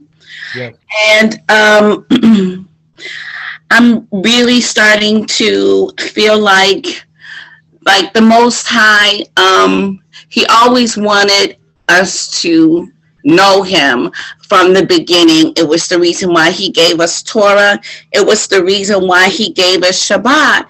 But clearly we messed it up from the beginning, from the golden calf days, and we made him suffer. And it seems to be like our experience now in getting to know him. And I was kind of even feeling like maybe even some part of the reason that Moshe didn't make it in the land, it was certainly one of the ways Leah came to know the Most High, through suffering.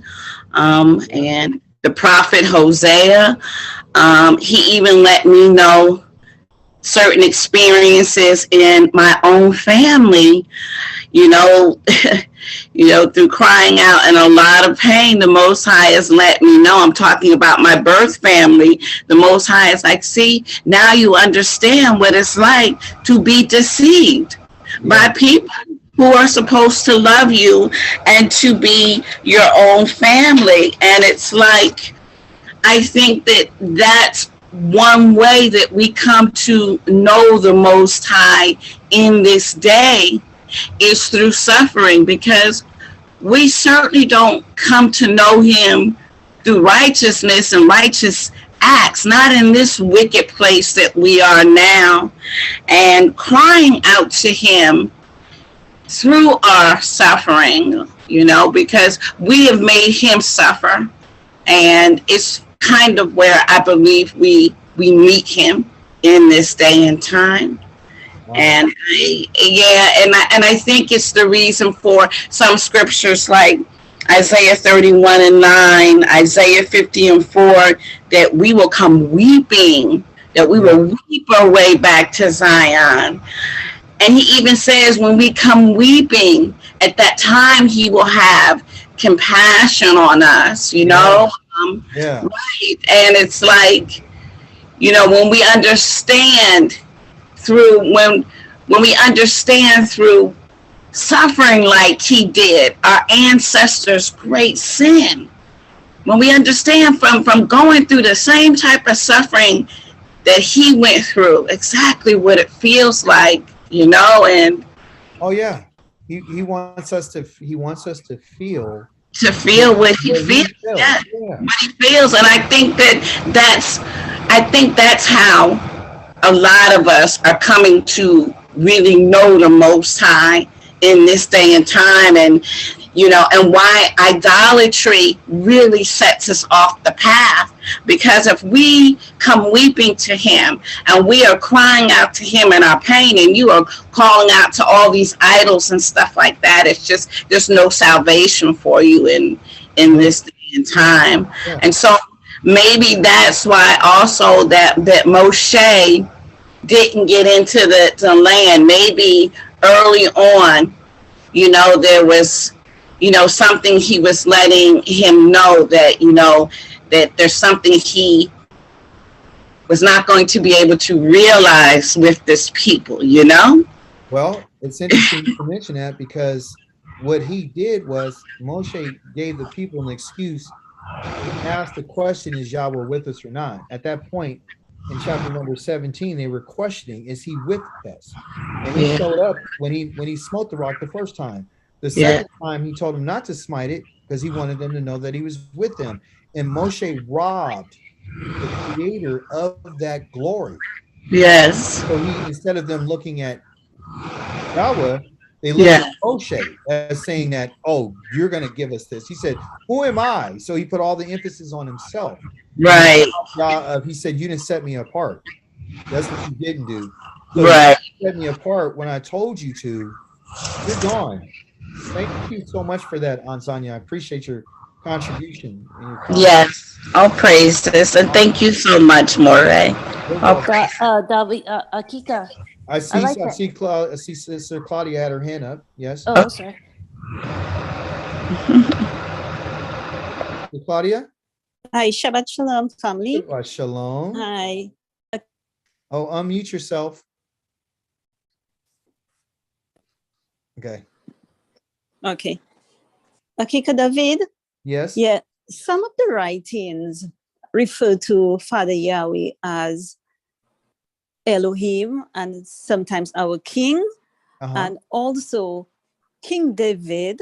The writings refer to him as our king and sometimes our prince. Yes. So yesterday, a sister of mine I was speaking to, but she believes in Yeshua. She asked me the question, who is the prince in that Ezekiel refers to in chapter 40?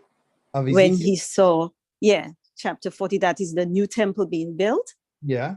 And there is the prince who has to come to bring the fruit, the offerings. Yes. So she asked me who was the prince. So I had to explain to her. I told her my understanding is when the writings refer to Father Yahweh as the Elohim, then his king is going to be King David. But when the writings refers to him as king, then of course his prince would be King David. Would I have been correct by saying that?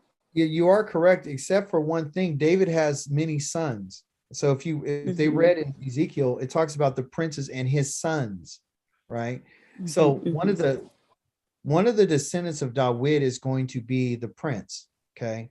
Yah is ultimately the king over Israel. That's what Balaam said. That's what Yah has said himself in the book of Samuel. He says, I'm the king of Israel. They rejected me for their own king. So he allowed them to say, hey, you guys want to if you do choose a king, because I know you guys are going to want one, he has to be, someone that I choose, right? So they have always wanted someone to rule over them, but Yahweh is the king of Israel.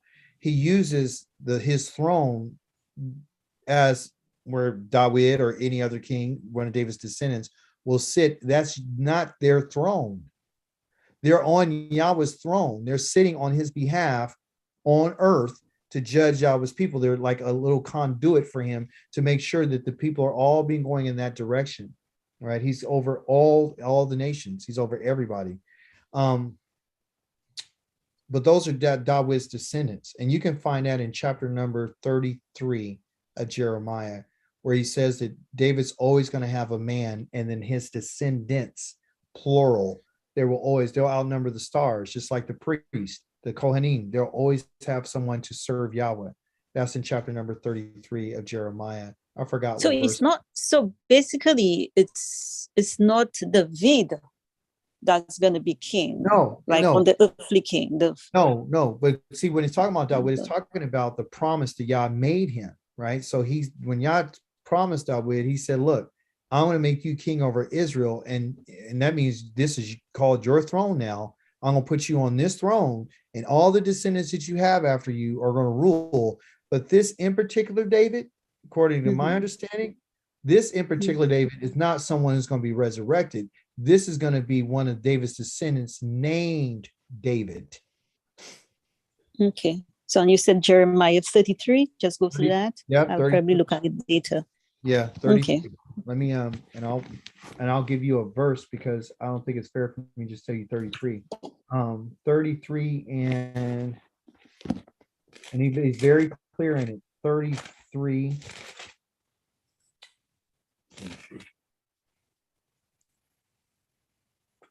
Oh, 33:17 all the way down to 33. 33:17. Yeah, to 33:27. Yeah. Okay. So he goes about all that. And so this in particular servant, his name will be David. When Yah brings everyone back out of exile, this Mhm. particular descendant from Mhm. David's line, his Mhm. name will be David. Oh, his name also will be David. Yes, yes. Okay, so okay, well, all Yeah, right. So he's wow. not just gonna be.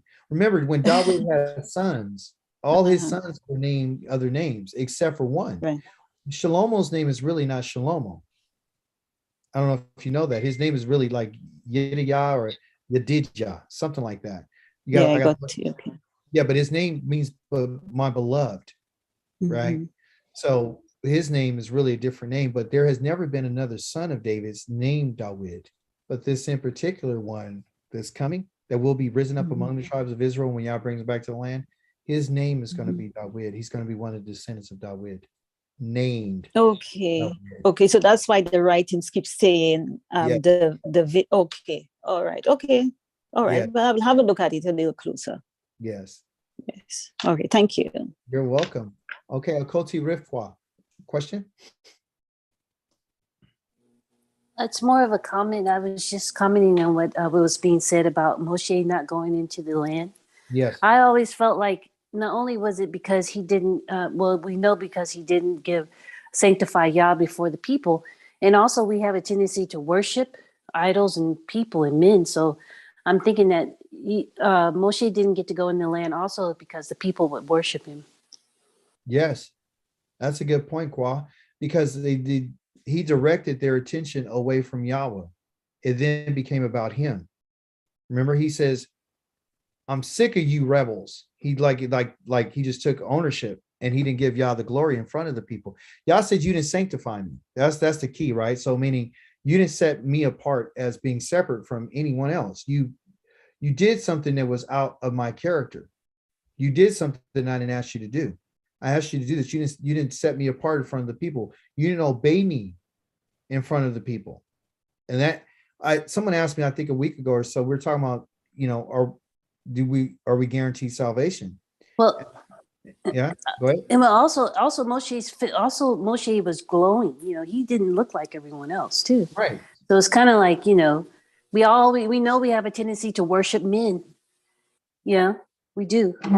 That's as a people, we're idolaters. So maybe, I'm just saying that that is one of the main reasons. But I'm not sure about Yeshua. Well, Was he glowing or not? But no, he wasn't glowing until he got on the Mount Transfiguration. What they're trying to do is replicate what he did. It's their meta narrative. So instead of Moshe coming down from the mountain, glowing and having this light on him, they again turn around and put this Christ character on top of Mount Transfiguration, where he meets Moshe and his face begins to glow. Don't you get it? So they're using our story to create their own story. Thank you for your contribution, Sister Renee. Shabbat Shalom.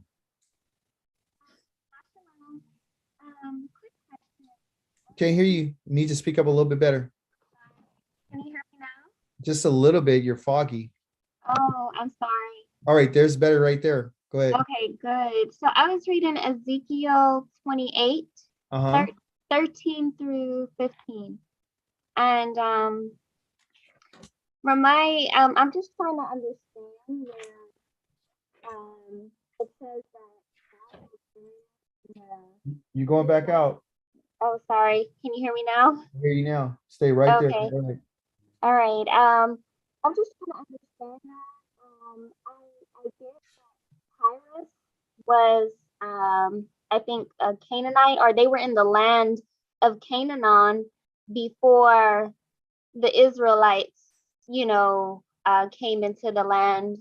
So I'm just trying to understand how they. I can't hear you. You got to stay close. Can't hear you.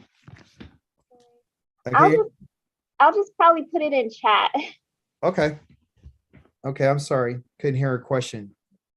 Let's see. I'll wait for her chat on that. Well, anyone else? I can answer any questions that you may have.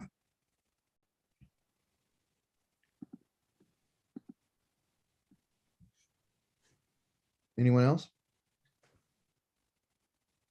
Azanya, yes. Yes. So a kob means deceive. Yes. Okay. Yep.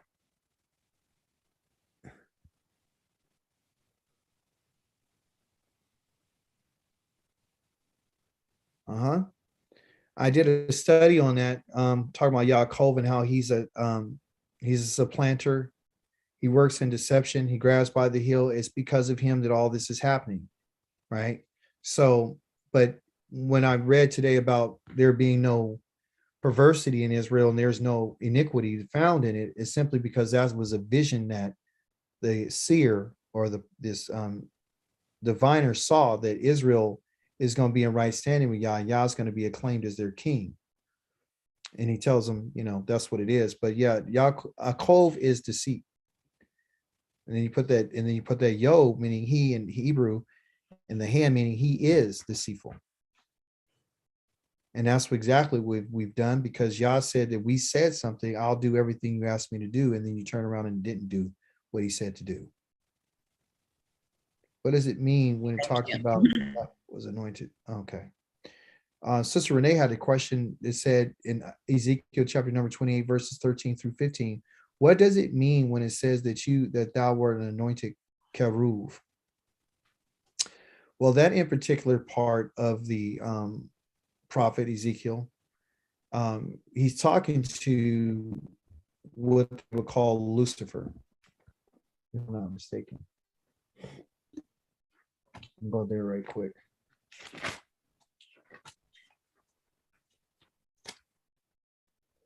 Yeah, it actually begins with verse number 11 says, where Yahweh, the word of Yahweh came to me, said, human being, raise a lament for the king of Zor and tell him this is what Yahweh says. Put your seal on perfection. You were full of wisdom, perfect in beauty. You were in Eden, the garden of Elohim.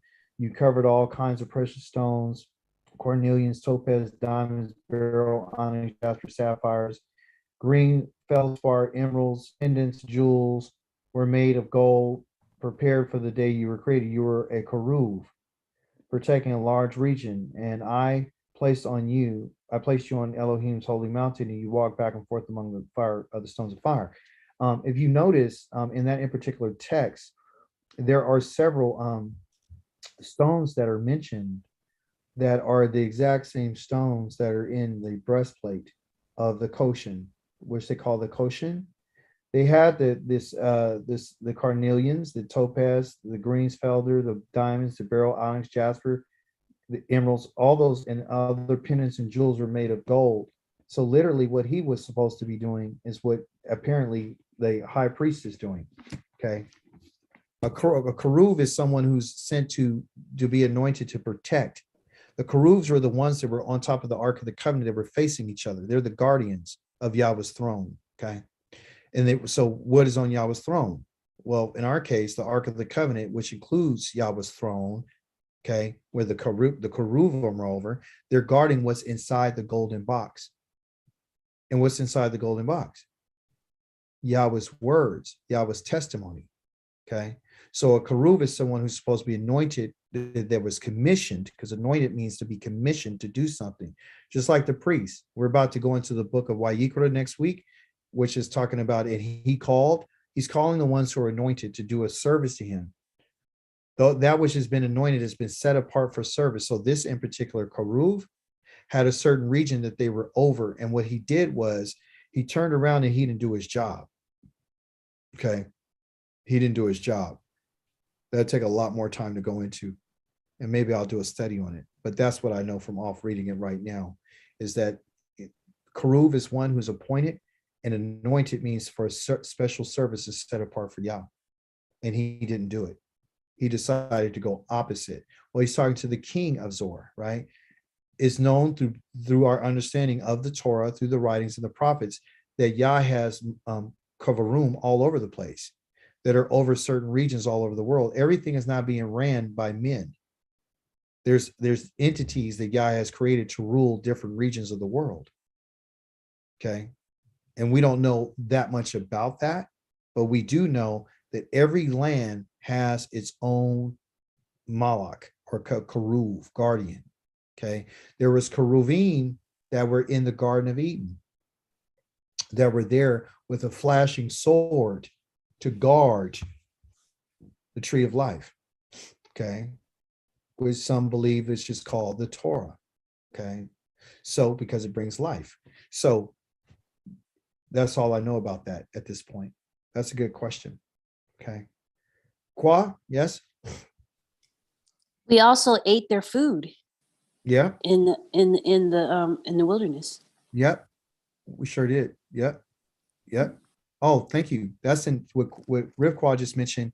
If you want to know what she's saying, she said we ate their food, talking about we ate the food that was given to the Malakim in the Shamayim. So the food that Israel ate wasn't normal. It wasn't like regular bread. It was from Yah's mouth, right? So it was words that were spoken by Yah that transformed into this food that even Malaks eat. And that's in chapter number 78 of the book of Tehillah, which is the book of Psalms. So we were on a special diet. That's why we're a special people. So if we understand this and we start adopting the ways that he says and changing the way that we think, everything's going to be about how you think. It's all about how you think.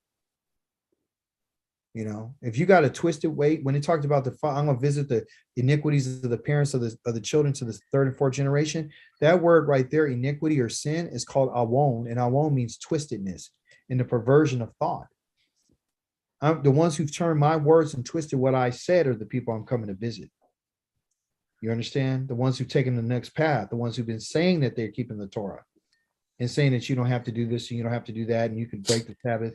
All those people, those are the people I'm coming to visit.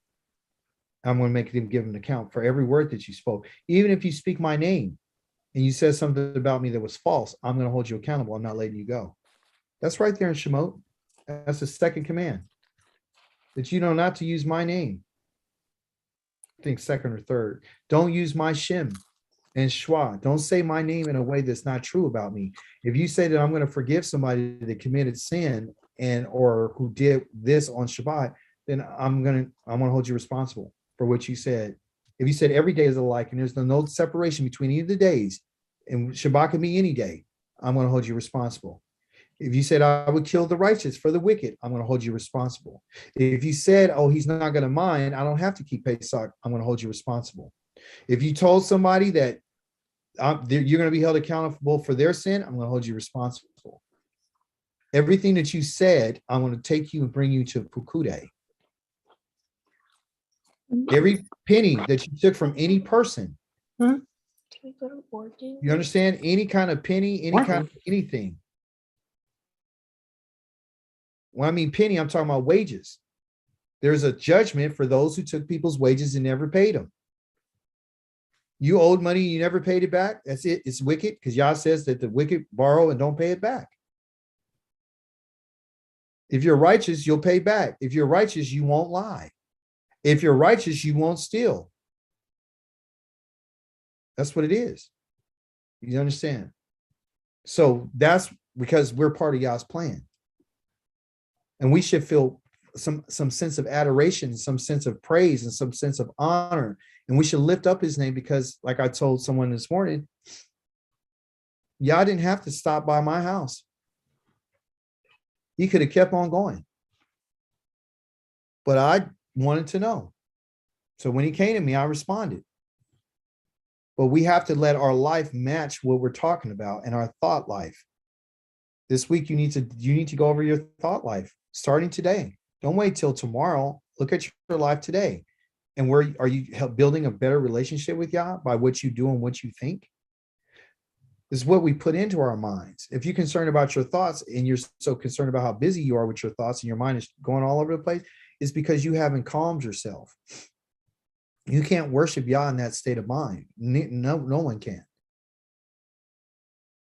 There's different times we come to Yah with quietness. There's different times we come to him with excitement. There's a time and a place for everything. But we got to get our mind clear and we have to build a better relationship. Yes, Azanya. I just wanted to say that since I started doing Torah portion, which is something that came into my life when I started doing study with you, there's been a tremendous change in my life. And I just wanted to put that out there. Oh, Toda Rabbah. Yeah, that's the thing. And we could thank my wife for that because when I first started teaching, I used to be so excited about the language and different things. She's like, wait a second. She said, we got to get to the Torah. And then we started getting on the Torah and we started reading our Torah portions. We started reading the Psalms. We started, investigating, and this is how I built up the language too. I didn't learn the language just by studying like Hebrew. I didn't do it. You don't do it like that. You do it through the Torah. You do. Yes. We always did the Psalms before sunrise, but now we added the Torah portion to it, and it's just a complete study before sunrise. So Toda Rabbah, yeah. Yeah. Toda Rabbah, yeah, yes. Praise him. So yes. There you go, you guys. There's the testimony that's what it is. We got to do that. Okay. Any questions, any more comments before I let you guys go? We got class today at 4:00. If you're interested in learning more about the Hebrew language, we're still in our Hebrew Roots series. And for those of you who are first time coming and visiting, and those of you live on YouTube, just want to let you know that some of the things that I say is going to kind of bother you, but my whole intent and goal is to bring us closer to the Creator so we can be prepared when he comes and gets us, and that we've had our mind made up. That's all. So don't get discouraged when I say stuff like, he's going to hold you responsible. I'm not trying to scare you. What I'm trying to do is say we're going to be held accountable. So we need to be more organized in our thinking and in our thoughts in a way that we approach him. He is Kadosh. He's not like a man. He's not a human being. So, this is part of the repair of the relationship. If you want to go back, you guys have been, there's some distance between a husband and wife. And because she was a whore and she cheated, okay, then guess what happens? Yah says, I'm going to take back this whore, okay, but before I bring the whore back home, I want her to understand that you were a whore and what you've done was wrong, okay, and what you need to do, okay, is turn the way you're thinking about me, because obviously you went against me because you didn't trust me. So now you went out there and you got involved with your boyfriend, JC, and now you're trying to bring him and his way of thinking and what he talked about. Now you're bringing that up in my face. And the way that you've been hustling and getting down with him, now you're trying to make sure that still applies to me and you, which is not going to happen. You're going to have to do things my way. That's the way it is. You're being unfaithful to me. Okay. So Yah doesn't want us to think that everything is peachy creamy. It's not. You're in exile. And he says, why are you crying about your punishment? Why are you crying about your wounds? Why are you crying about it? Isn't it not your crimes that brought these things upon you? You have to feel something. That's what he's saying. You're going to bear you're going to bear this. Because if I let you go, then I'm not Elohim. Then I'm the God of the New Testament. I'm not doing it. I love you, but I'm going to hold you responsible. Does that make sense? Yeah. Yeah. Do you not want an Elohim's going to hold you responsible? We want him to hold the nations responsible. Don't you want to hold the nations responsible for what they've done to us? Yeah. Or you We're the only people that have an Elohim that has given us any rules like that, that I can think of. Wow. Wow. Yeah. Wow. That's heavy. That's true. You see? We're the only Elohim that says, I'm going to hold you responsible. I'm going to hold you responsible for this day, Shabbat. I'm going to hold you responsible for the diet. I'm going to hold you responsible for my words. I'm going to hold you responsible for my name. I'm going to hold you responsible. Right now, nobody's being held responsible. Everybody's pointing a finger at everybody. Anyway, I love each and every last one of you. I hope you enjoyed your lesson today. And I'll see you a little bit later on today.